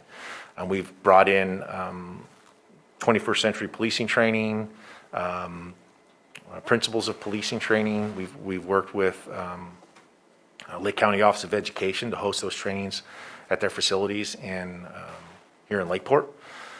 And then we also have several post-certified trainings, 3 of which I've written personally and gotten post-certified. And to my knowledge, they're the first post-certified courses that Lake County has taught in quite some time. And we actually teach those to other allied agencies. We've had as far away as students from Santa Clara County coming up to take our courses up here before. And I was instrumental in developing those and rolling those out as the training manager.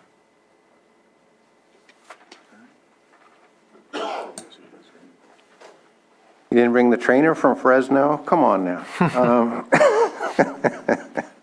Describe your experience with personnel issues, such as underperforming staff and/or conflict between employees.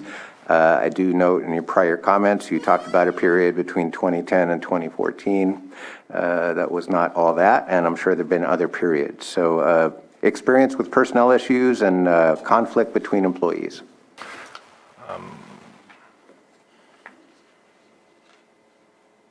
I've had a couple of things. I've dealt with a couple of deputies that were underperforming, and I think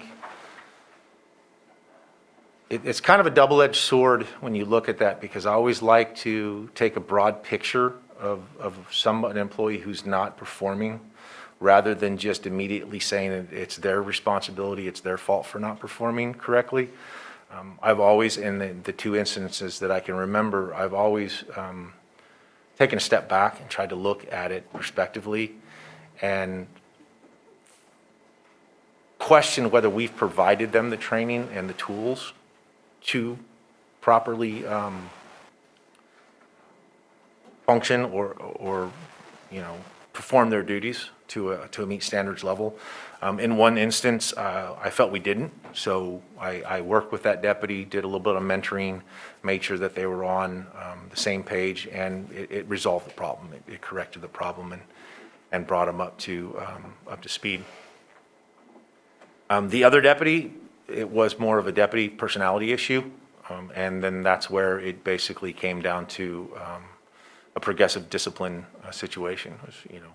Provide them with where they're failing, identify where they're failing, and put them on a improvement plan, and then monitor that improvement plan. And fortunately, it worked, and they became back to a meet standards employee, so it was good. Conflict is inevitable in our job. We have a lot of very type A people, so that's inevitable. It's going to happen. I found the best thing to do with conflict is to, generally, from my experience, most conflict is due from a lack of understanding of the other person's opinion and position, and a lack of willingness to listen. And if you take those 2 things into account and you kind of get that understanding between the 2 of them and bring them together and have that discussion, you can usually resolve that conflict within the 2 people. And if you can't, then, and sometimes you can't, sometimes you have 2 polar opposite views of something and you're not going to find middle ground. But instilling the understanding that that's okay. We don't all have to think alike. We don't all have to do the same thing. We can have different opinions, but we still can respect each other, and we can still work together, and we can still carry out the mission.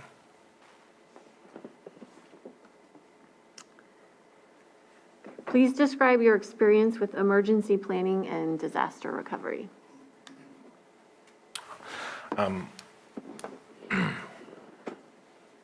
I've been involved in a couple of the disasters here in Lake County as part of the EOC.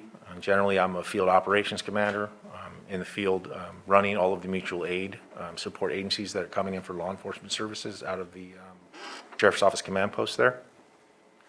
Emergency planning, I've got quite a bit of training and emergency planning, being the SWAT team leader and crisis response unit commander. That's what we respond to. When the crisis response unit is called out, it's an emergency generally. Just about every instance. We do pre-planned missions, pre-planned events, and that usually, 2-3 days worth of planning to achieve that. But emergencies are just that. We're rolling out there and we're coming up with a plan as we go based on the totality of the information that we're able to gather at that time. So I've had quite a few work within that. Disaster recovery, I have some work with that. I've actually recently worked with the Canocti Fire Safe Council. They've gotten a grant for the corridor, and I've had a couple of meetings with them and worked with them to bring the sheriff's office into that collaboration with the Canocti Fire Safe Council for that corridor and evacuating. And one of the problems with that area is there's one way in, one way out. So developing plans, we've talked to the council, and one of the plans we came up with is I actually kind of stole that from Humboldt County. Signs for like tsunamis, kind of the same thing in that area. It just points the directions because there's a lot of roads, a lot of arteries, and how are we going to make sure people know how to get out of here, especially if they're here on vacation or they're visiting. And having those signs, it's a great idea. So I've collaborated with them on that and worked with that. And we're still working on things like that in the future. And they've done a great job helping us get out the word of the Zone Haven and our pamphlets and magnets for the Zone Haven program that we have going on. Okay.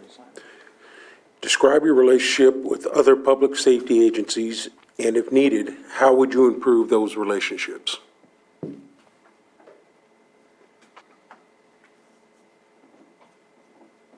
Well, working in Lake County for 24 years, I have a pretty good relationship with a lot of the agencies. I know all of the commanders. Chief Rasmussen and I were patrol deputies together way back in the day. He was patrol deputy in Lakeport, and I was on the North Shore up here. I've known Chief White. I've had several meetings with Chief White. He has now gone to, I believe, Martinez. I know Chief Hobbs. I believe he's the interim chief and potentially the chief. I know him. I've gone to school with him. We actually went to management school together, and I have a good working relationship with him. And I've actually coordinated with him several times on different trainings and different events between the counties, and then with our mutual aid systems, the crisis response callouts, and then the fires that we've had. We always embed together and work together for those things. I think, honestly, we have a really good working relationship with our allied agencies. With the Clear Lake Police Department, Lake Police Department, and the California Highway Patrol, and Dan Fansler at the California Highway Patrol. We also, during my time as lieutenant, have coordinated with Mendocino County and Sonoma County for tactical assistance, mutual aid in the future. We actually have an agreement with those two agencies that we support them and they support us, especially in the event of a major incident like an active shooter or a major crisis response unit response. We have those agreements with them that we're going to support each other in those events. So that's something that's come along since I've been a lieutenant that I was coordinating with. All right, thank you.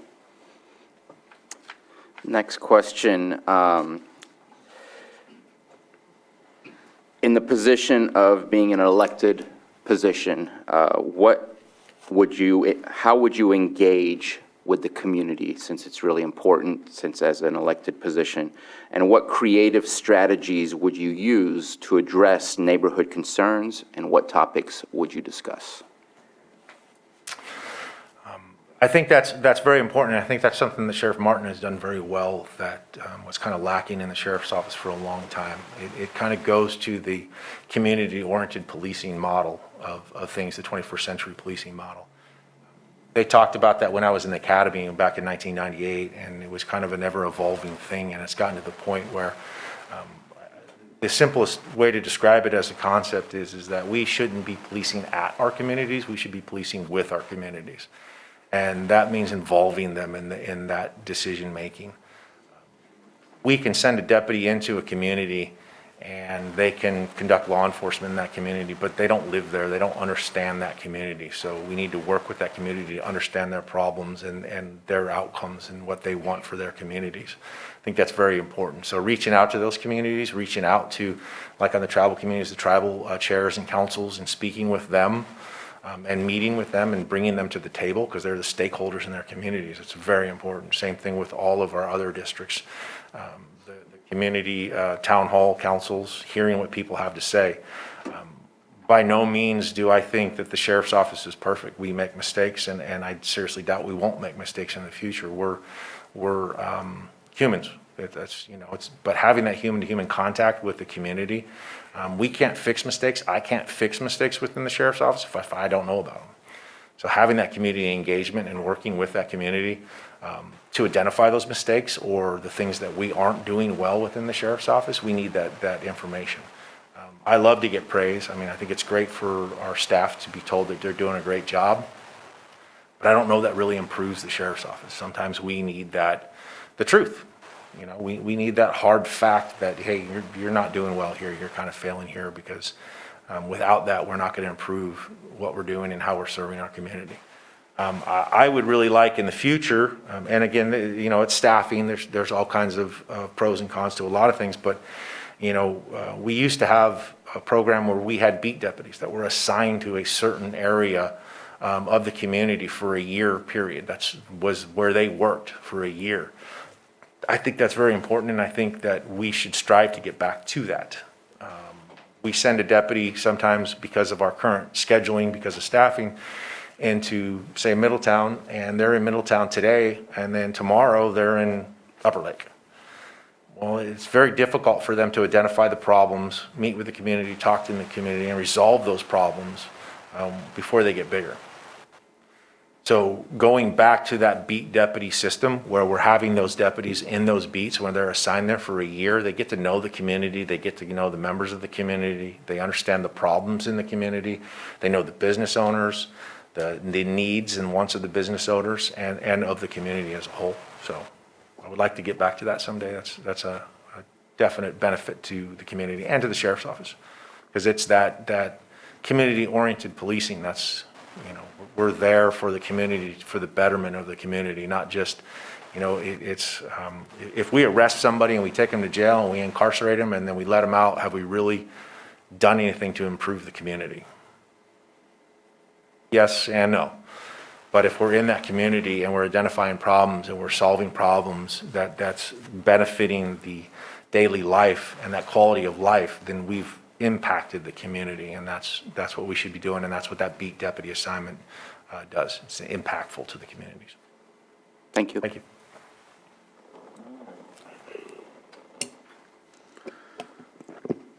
What familiarity do you have with any new state, federal legislation proposed to begin next year, and if you can elaborate? There's a lot. There's some that are going to affect law enforcement. There's things about, there's SB2 that starts in January. That's the reporting to the state post about the decertification of police officers for certain violations of conduct and law that will be reported to the state. There are requirements, and honestly, I don't have them in front of me, and to remember all of those SBs and ABs, and there's just so many of them, it's kind of hard to remember them all. There are a couple statutes that are changing how we conduct interviews of juveniles. We've always conducted interviews of juveniles this way under case law, but this is now being made into statute and codified.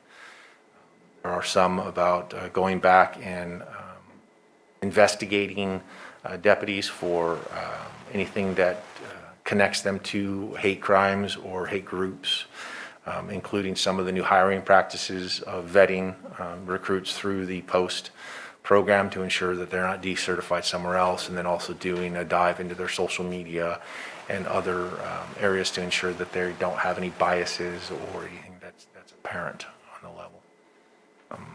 Off the top of my head, that's about all I can remember at this time. I've got a whole list on my desk, but I think it's about 5 pages long. So it's kind of hard to commit all of that to memory. Oh, thank you for that.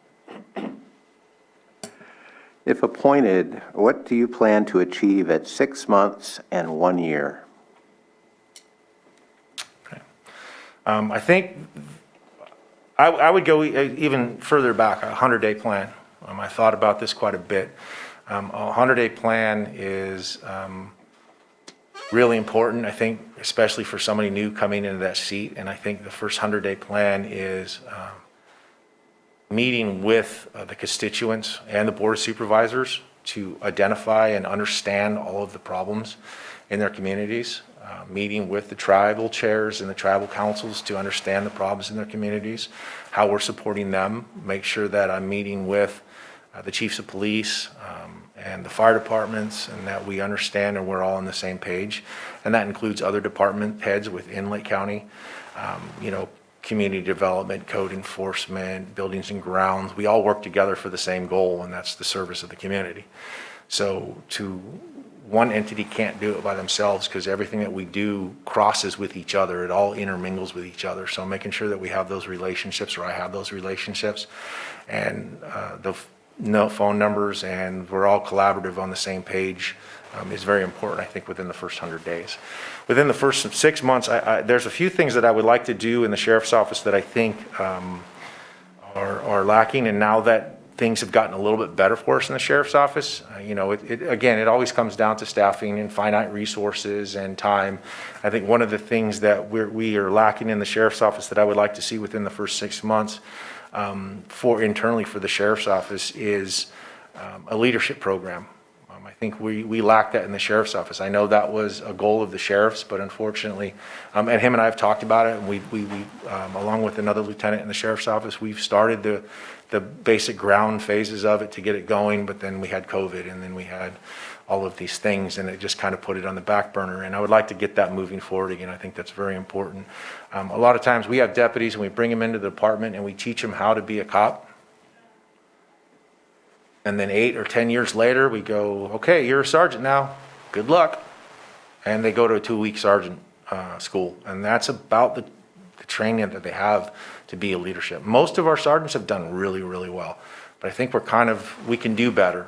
If we get that leadership training program up and running, we're teaching them how to be good leaders. We're teaching them how to lead their staff, which just benefits the community as a whole. It benefits the sheriff's office and the future future planning of the sheriff's office.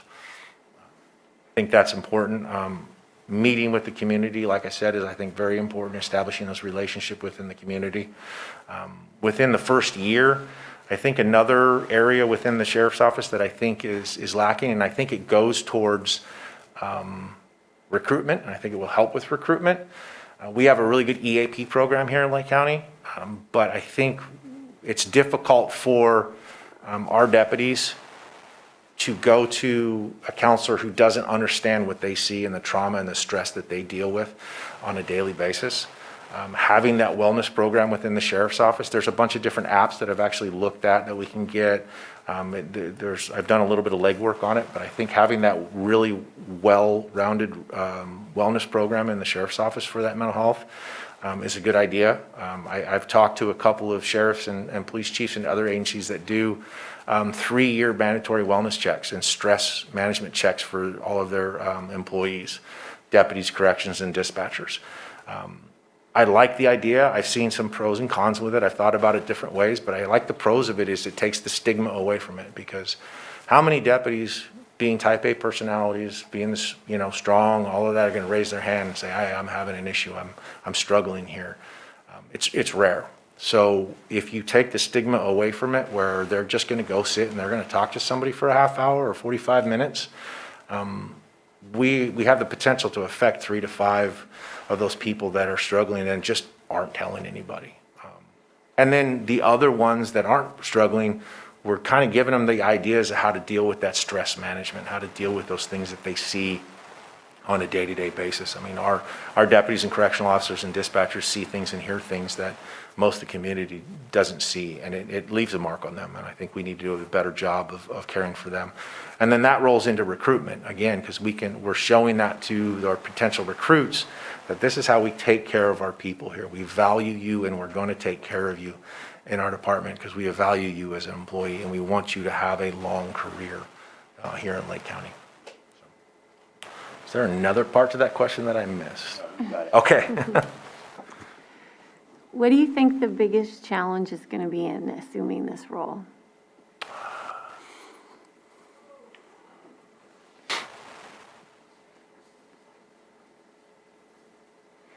That's a difficult question.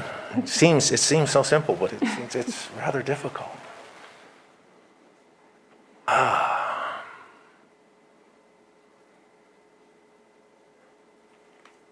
You know, I think, if you gave me an hour or two to sit down and scribble things out and take notes, I like writing and thinking as I'm writing because it's all right there. But I think one of the biggest struggles is getting the community trust. Honestly, the position of sheriff is an elected position. And I think that some of the community may look at it as, a placeholder, an invalid sheriff, because I'm appointed by the Board of Supervisors, 5 people. Though representative of the people, it's still 5, versus being elected to the position, which is the entire or the majority of the community saying, yes, we want, Lucas Bingham to be the sheriff of Lake County. I think there's some legitimacy there that may be an issue to overcome. I think that can be overcome, though, through, again, my leadership style, my willingness to get out and talk to people. I do that now. I truly enjoy it. Between all the events we do, I do all of the community outreach for the Sheriff's Office. It's usually me and the PIO Lauren Berlin, the Dickens Fair, National Night Out, the parades. We go out and we do these things and interact with the community. And I think by just continuing to do that, I can overcome that. And I think another challenge would be filling Sheriff Martin's shoes. You guys all know he's out there. He does a great job. He has a lot of respect for the community. He has a lot of respect from me. I learned a lot from him. But I think that is also going to be a challenge. I think there would be a lot of, well, that's not what Brian would do, or it's not how Brian did it. And so I think that's, that would be a bit of a challenge too.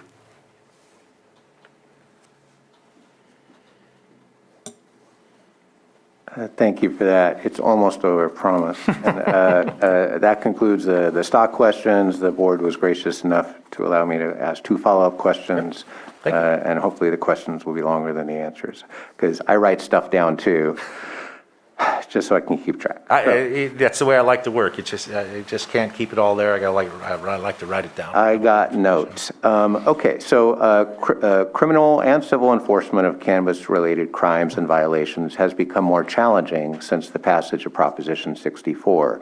State and county laws can be confusing for the public to understand, and compliance and enforcement work can be short-circuited by short staffing, lack of coordination between agencies. What is your view of the current state of cannabis enforcement by the Sheriff's Department, and what changes, if any, are needed to build confidence in the county's compliance and enforcement strategies? That's a difficult question. There's a lot there. There is. So we'll talk about the illicit side first. The Sheriff's Office, honestly, and I hate to say this, because it's a quality of life, it's an environmental issue. We probably are able to deal with 15 to 20% of the illicit grows that are out there. Our detectives focus on those that are quality of life and those that are egregious to the environment and damage to the environment. That's what we focus on.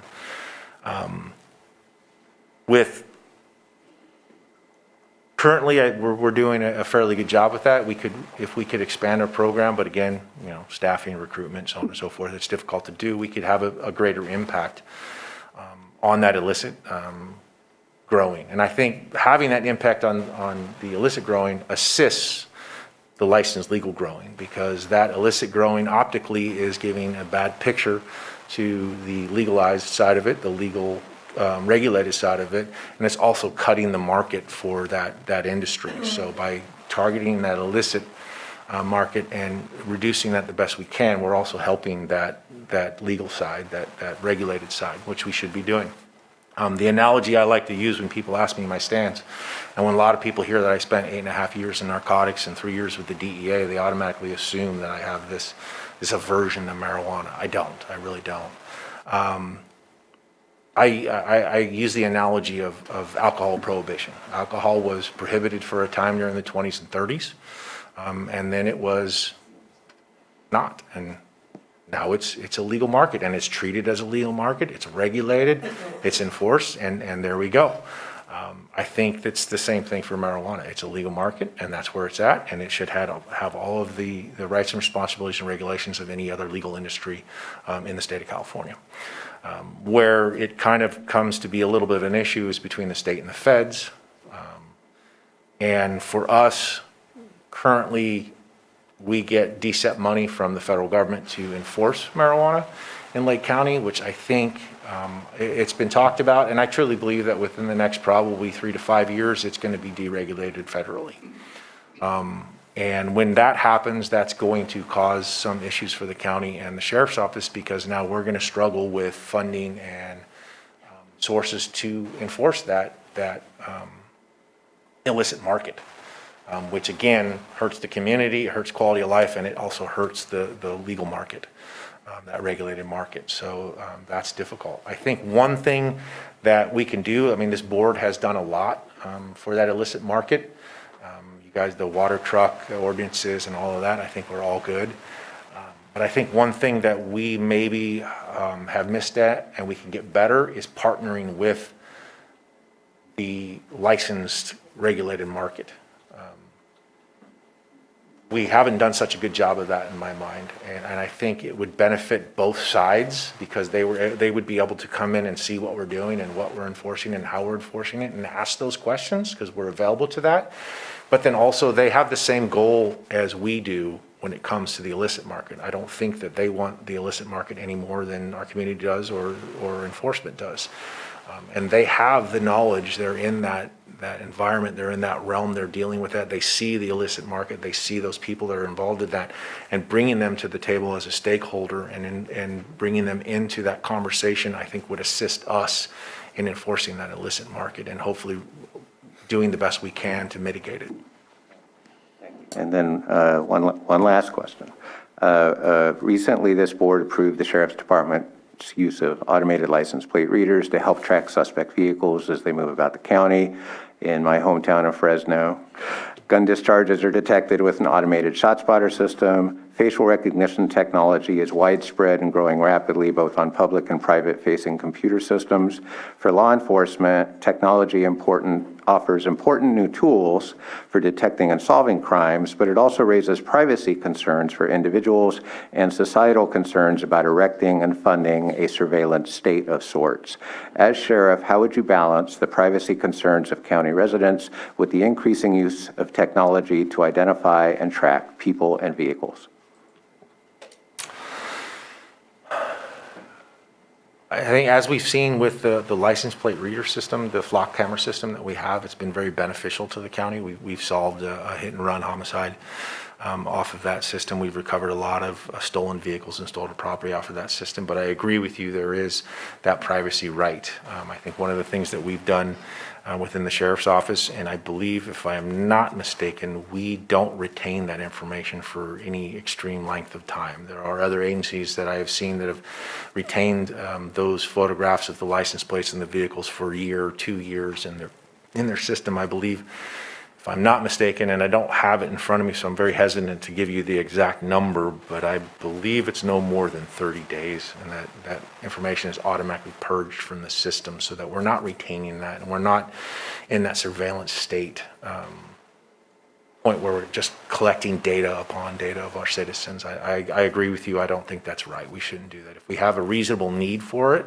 or probable cause because we're investigating a crime, or we know that in a certain area crime is being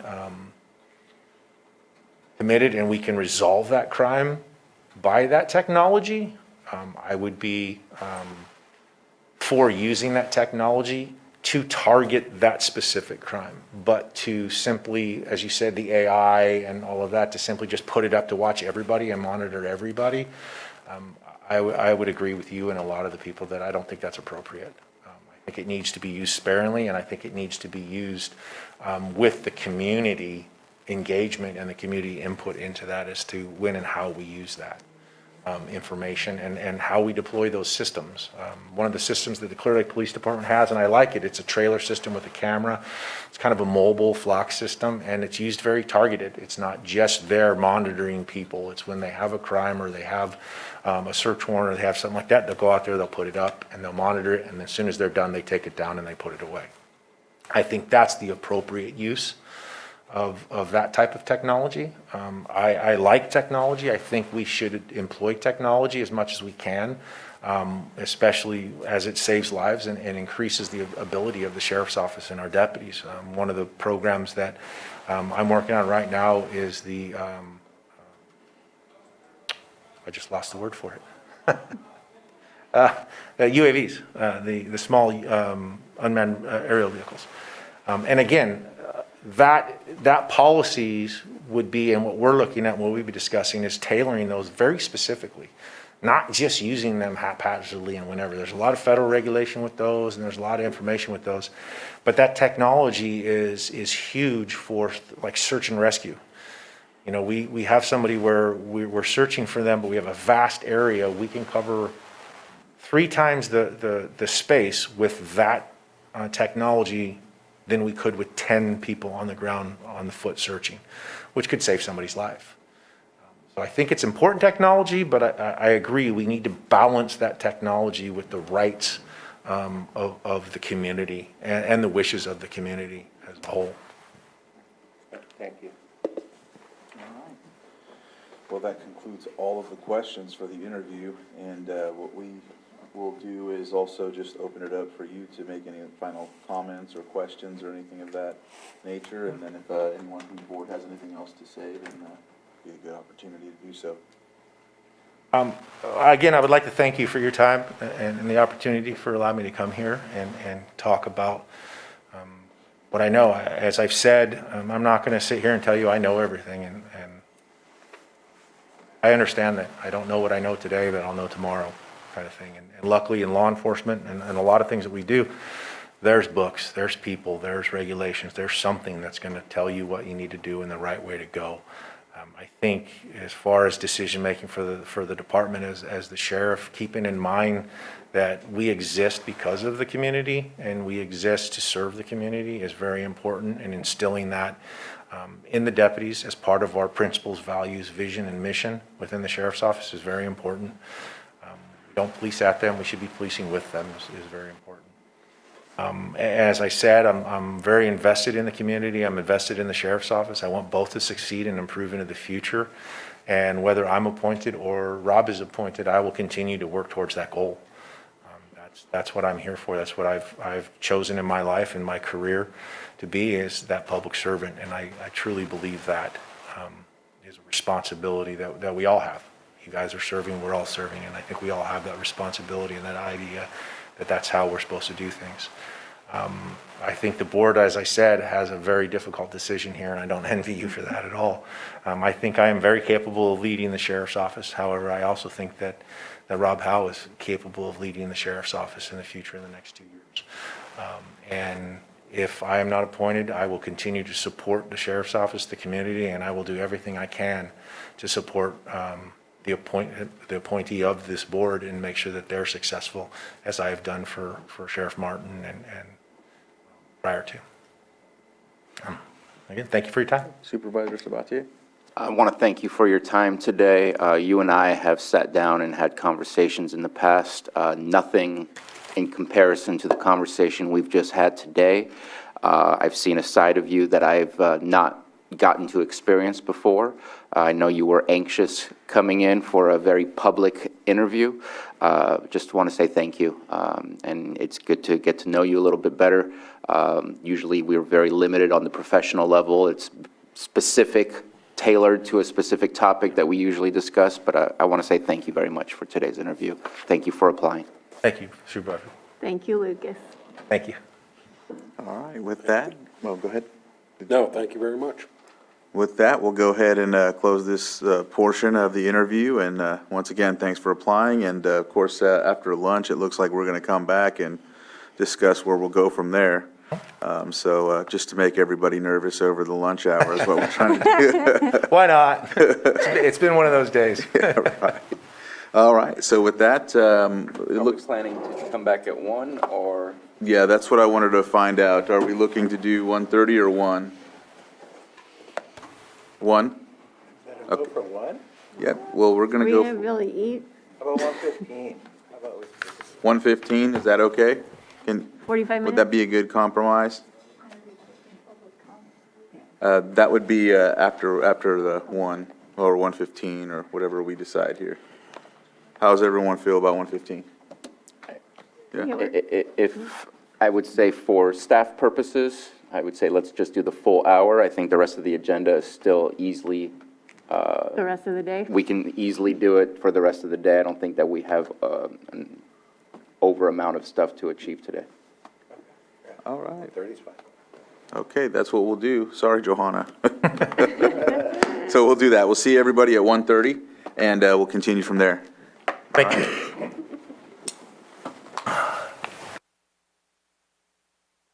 We'll go ahead and I'll read off the next item if it doesn't scream in my ear or our ear. So yes, next agenda on the item, as we discussed before the lunch break, is review and consideration for the Sheriff-Coroner candidates to serve the term of January 2nd, 2023 to January 2nd, 2025. So with that, it looks as if we are,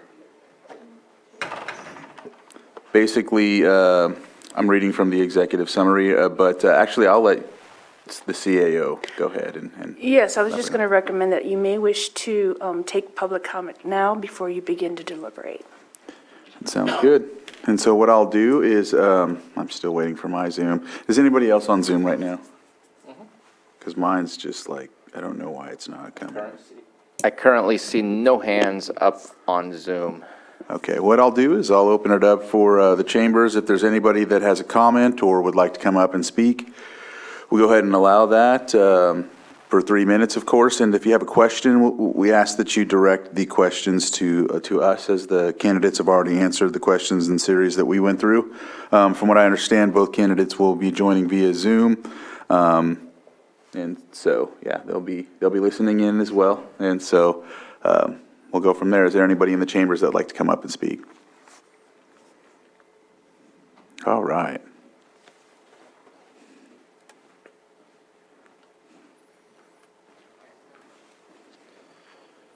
Chris Chakowski, Captain for Lake County Sheriff's Office.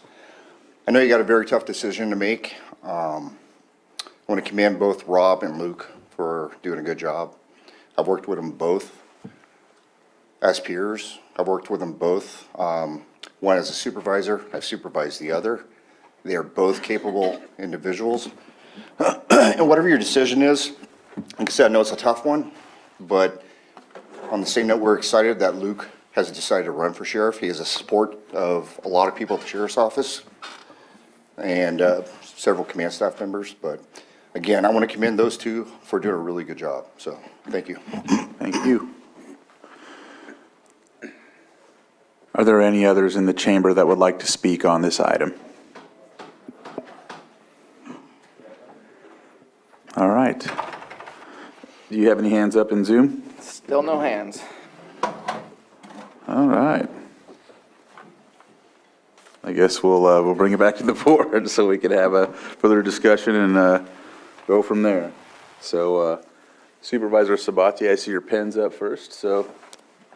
I want to say first a global statement. The quality of the two candidates, the answers that we received, the experience that they have speaks highly of not just the Sheriff's Department, but the county as a whole, since we're also looking at a Chief Probation Officer here in front of us.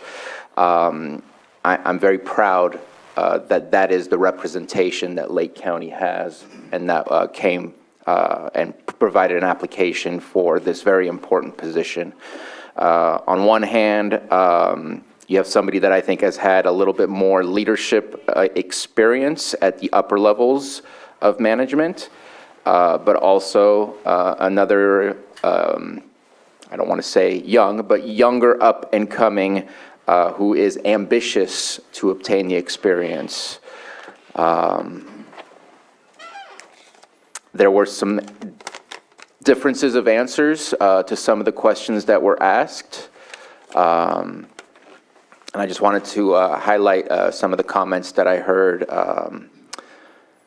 from Lieutenant Bingham. Really liked his response to his view and vision of what the sheriff stands for. He spoke about the constitutional rights. I do believe that that is one of the leading parts of being the sheriff, is to ensure that those rights are held strong. I also liked his answer of diversity. I think he spoke very well about that, the efforts already currently being made and the future efforts being made. And I know I'm not making it any easier here, but on the other side, I feel that Rob, with his experience, with his intimate experience with being a department head, dealing with the, I hate to say it, but the bureaucracy of being a department head, I think that's the right term to use, that there's possibly an easier flow of continuity with expectation of the connection between the CAO, the finance departments, and the needs of the department itself.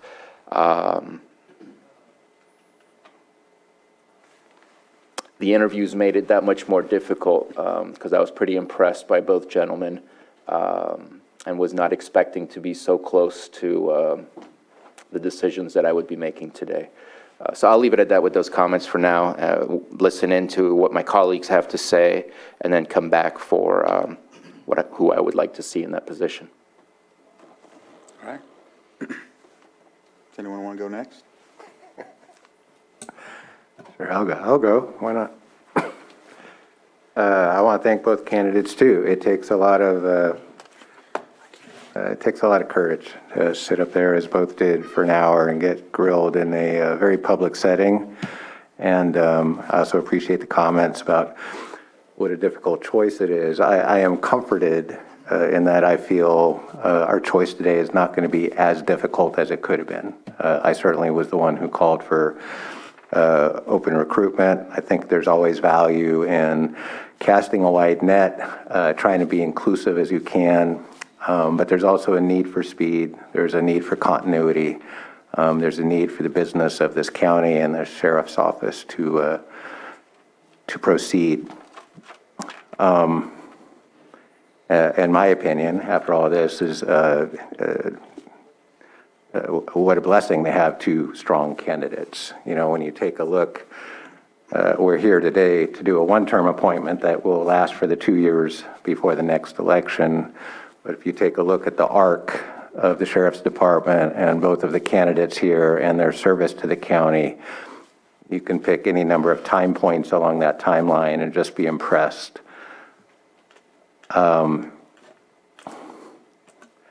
I was incredibly impressed by Lieutenant Bingham's responses to many of the questions, some of the concerns I have about the future direction of the department. But I was equally impressed by Mr. Howe and his commitment to the county, his prior service in the sheriff's office, 10 plus years in probation, not easy in any stretch. And cognizant a little of some of the events in years past where his career path might have continued with the sheriff's office, but for some circumstances. So,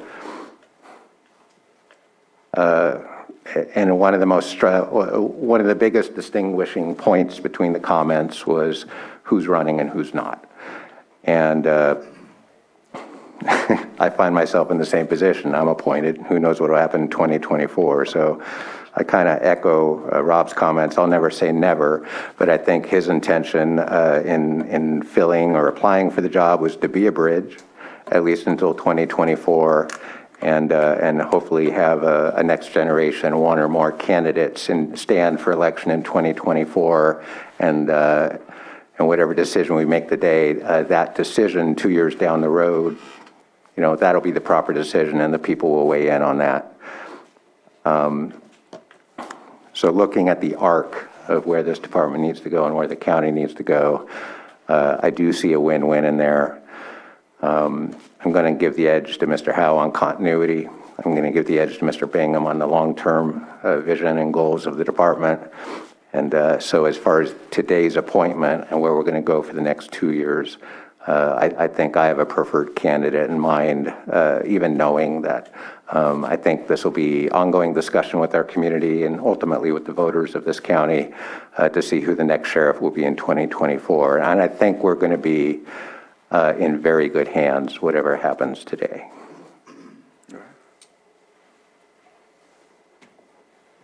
So you guys want me to go next? All right.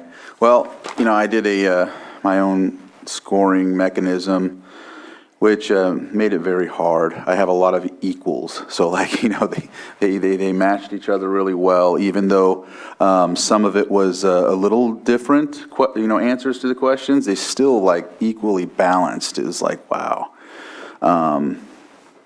I really enjoyed the answers from Lieutenant Bingham in regards to some ideas. But I know the experience of both of them are equal. Well, I really feel like I know that Rob has the experience as a director as of now. So that's one of the key emphases. And I do agree with Supervisor Green that with Lieutenant Bingham running, announcing basically that he will be running, I think that's a good long-term and short-term scenario there. I also think about how this plays out when it comes to, and I'm not sure, whatever decision we make, currently right now, it doesn't seem as if we have an undersheriff. I know at one time we had Captain Macedo as the undersheriff, and so I don't know if whoever takes the spot, if one or the other could be, or let's say that potentially Rob is chosen for the sheriff, if Lieutenant Bingham could be the undersheriff, so he could prepare for that specific deal, or I'm not sure if Rob would desire to, if he's not chosen, leave from probation. I'm not sure, and I'm only giving these scenarios as this, again, it's a very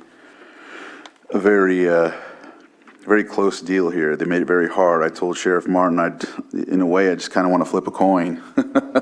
But you can't do that. You have to make a tough decision, and you have to go with that. And so in my scoring mechanism, my edge goes to Rob Howe.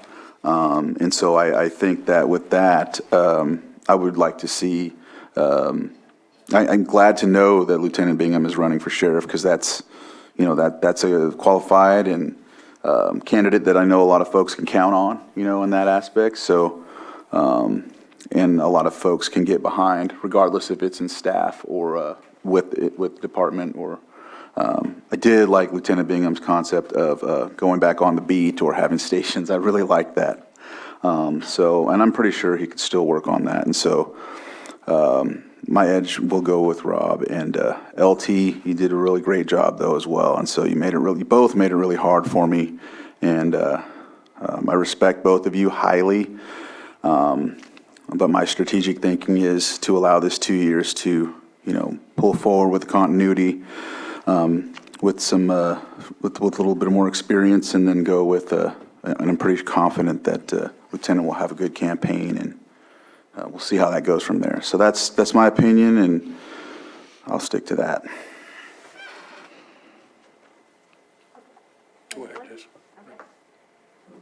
This is incredibly difficult. This is incredibly difficult. I and have really enjoyed getting to know Rob over the last couple of years and watching how he leads and how he builds teams. I've also grown up with Lucas. I know his character. I see the work that he's put in. I think they're both excellent candidates. And we're in good hands either way. But I am concerned about the campaign. I am so grateful that Lieutenant Bingham is stepping up and announcing that, because I think that's going to be a win for the county. But I know a countywide campaign takes a lot of time and energy. And so I do have a concern about a new job and a campaign and being able to be successful at both. And, given the answers that both of them gave today, it makes it a really hard decision, but I think that's the piece for me that gives Rob the edge for me to make sure that we have very strong leadership throughout this transition and throughout the campaign and the election years.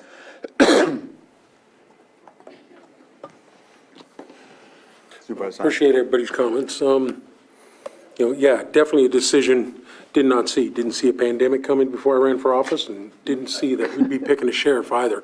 For myself, there's pretty much one deciding factor. Both great quality candidates. Had a chance to obviously work with Rob a little more than Luke, but obviously grew up with Luke in the South County. And I just want to thank them both for putting themselves out there. This is also our first public interview that we've been through as a board. There may have been some of this stuff done in the past, but it was interesting. For me, always looking at the future, the next 7 generations of this county, and as we're moving forward. I will just state it right off the bat, what I'm looking for is an opportunity for someone to take over the leadership of the Sheriff's Department. Seems like they both have good supporters. You're not going to get 100% support from anything, but just at least the one comment that was made here, and then the answers that were given, for me, the one thing that just saying that Luke is going to run for this position, I think it gives him a unique opportunity to really work with our community, the community also to see what potentially could be or couldn't be. They'll make the decision in 2024. But for me, both great candidates, but always looking towards the future. I'm hoping even when I'm not sitting in this seat, it's a younger, more ambitious person that's going to do even better and be smarter and brighter and, keep moving this county forward. So for myself and that opportunity, I'm leaning towards, I'll make a motion when I get a chance to move forward with Lieutenant Bingham. So that's where as far as my respect for Rob Howe and the work that he does for this county and all the years that he served it, I can't say more than just I greatly respect it and have that opportunity to serve with them. So for me, looking at the future and the opportunities, I think they put themselves out there. I think there were a couple comments. I think Luke made a comment about a little bit of, he wasn't appointed by the county, but appointed by the board. But this is the procedure as it works. Once we make this appointment, whether Lucas or Rob win, they are the elected interim official for the sheriff. That's what they are. And it's, they just got to keep leading. So for me, it's, monumental decision, but not a hard one, because both those candidates sat in front of us today will move Lake County forward. But I'll just say it, I'm in favor of Lucas Bingham, so.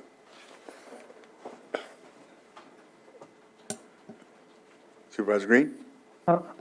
Honorable Chair, I would request the privilege of making this motion, if only because I've opened my big fat mouth once or twice. And, Did you have another statement? Okay. All right, with that. and I do think the motion I'm going to make will provide both for continuity and opportunities for mentorship, which both people said was very important, and I certainly appreciate that. With that, I make the motion to appoint Eutice Rob Howe as Sheriff-Coroner to serve the term of January 2nd, 2023 to January 2nd, 2025. Second. So I have a motion and a second. All in favor? Aye. Opposed? No. Motion carries 4-1. With that, I want to before I close this discussion, I want to thank both candidates. I can't emphasize seriously how hard this decision was. Yeah. You know, I know for all of us it is, and I know, I just know that it's also one of those things when you come in on the other side of this, you have people you work with that are colleagues, and, you know, it doesn't cause that much dissension because they're a real tight-knit group, but at the same time, there's just a little, just a little of all of that here and there, just worrying about how it goes from there, but not that extensive, because as the sheriff said, he is really at least satisfied with knowing that these two candidates, these two gentlemen, were the future. So he was comfortable in retiring. He told me that, and I hope you don't mind us saying that, Sheriff. So with that, we'll go ahead and close this item and thank everybody for coming in, and we'll see where it goes from there. Is there anything else we need to do, Ms. Grant, from this point forward? Or? Yeah. Are you going to wait then to make the appointment on January? You don't have a meeting on January 2nd. What is your board's intent? Do you intend to just continue with the highest ranking officer until you formally make an appointment, or do you want to make the appointment today? I'd like to finish up the process and make the appointment. Well, just point of clarification, the vacancy doesn't exist today. The vacancy wouldn't exist till the term starts January 2nd. Correct. Wouldn't that be correct? Yes, so it would be an appointment effective on January 2nd. Okay. Correct. And so, And did we already appoint Chris as interim? Okay. yes. So the choice is either let it ride till the 2nd or, it's No, already. if we decide today it would be effective on the 2nd. Yes, Mr. Howe would have to take the oath of office before noon on January 2 pursuant to state law. So, as will anyone who's been elected to office in the county, must take office by noon on the first Monday after January 1. So your board may certainly appoint Mr. Howe effective January 2nd if that's your pleasure. So moved. Second. So I have a motion and a second. All in favor? Aye. Aye. Aye. Opposed? Motion carries. And so that's when we'll appoint, and that's on a work day or a holiday? It's a Either way, it's January 2nd. It's a holiday, but state law doesn't care. But we can still conduct it and do it. Are we doing this in the chambers, or how's this working? I believe actually the Registrar of Voters has very graciously offered to open her office at noon or sometime on the 2nd. It have to be by noon, so I'm assuming the morning, so that she can swear in anyone.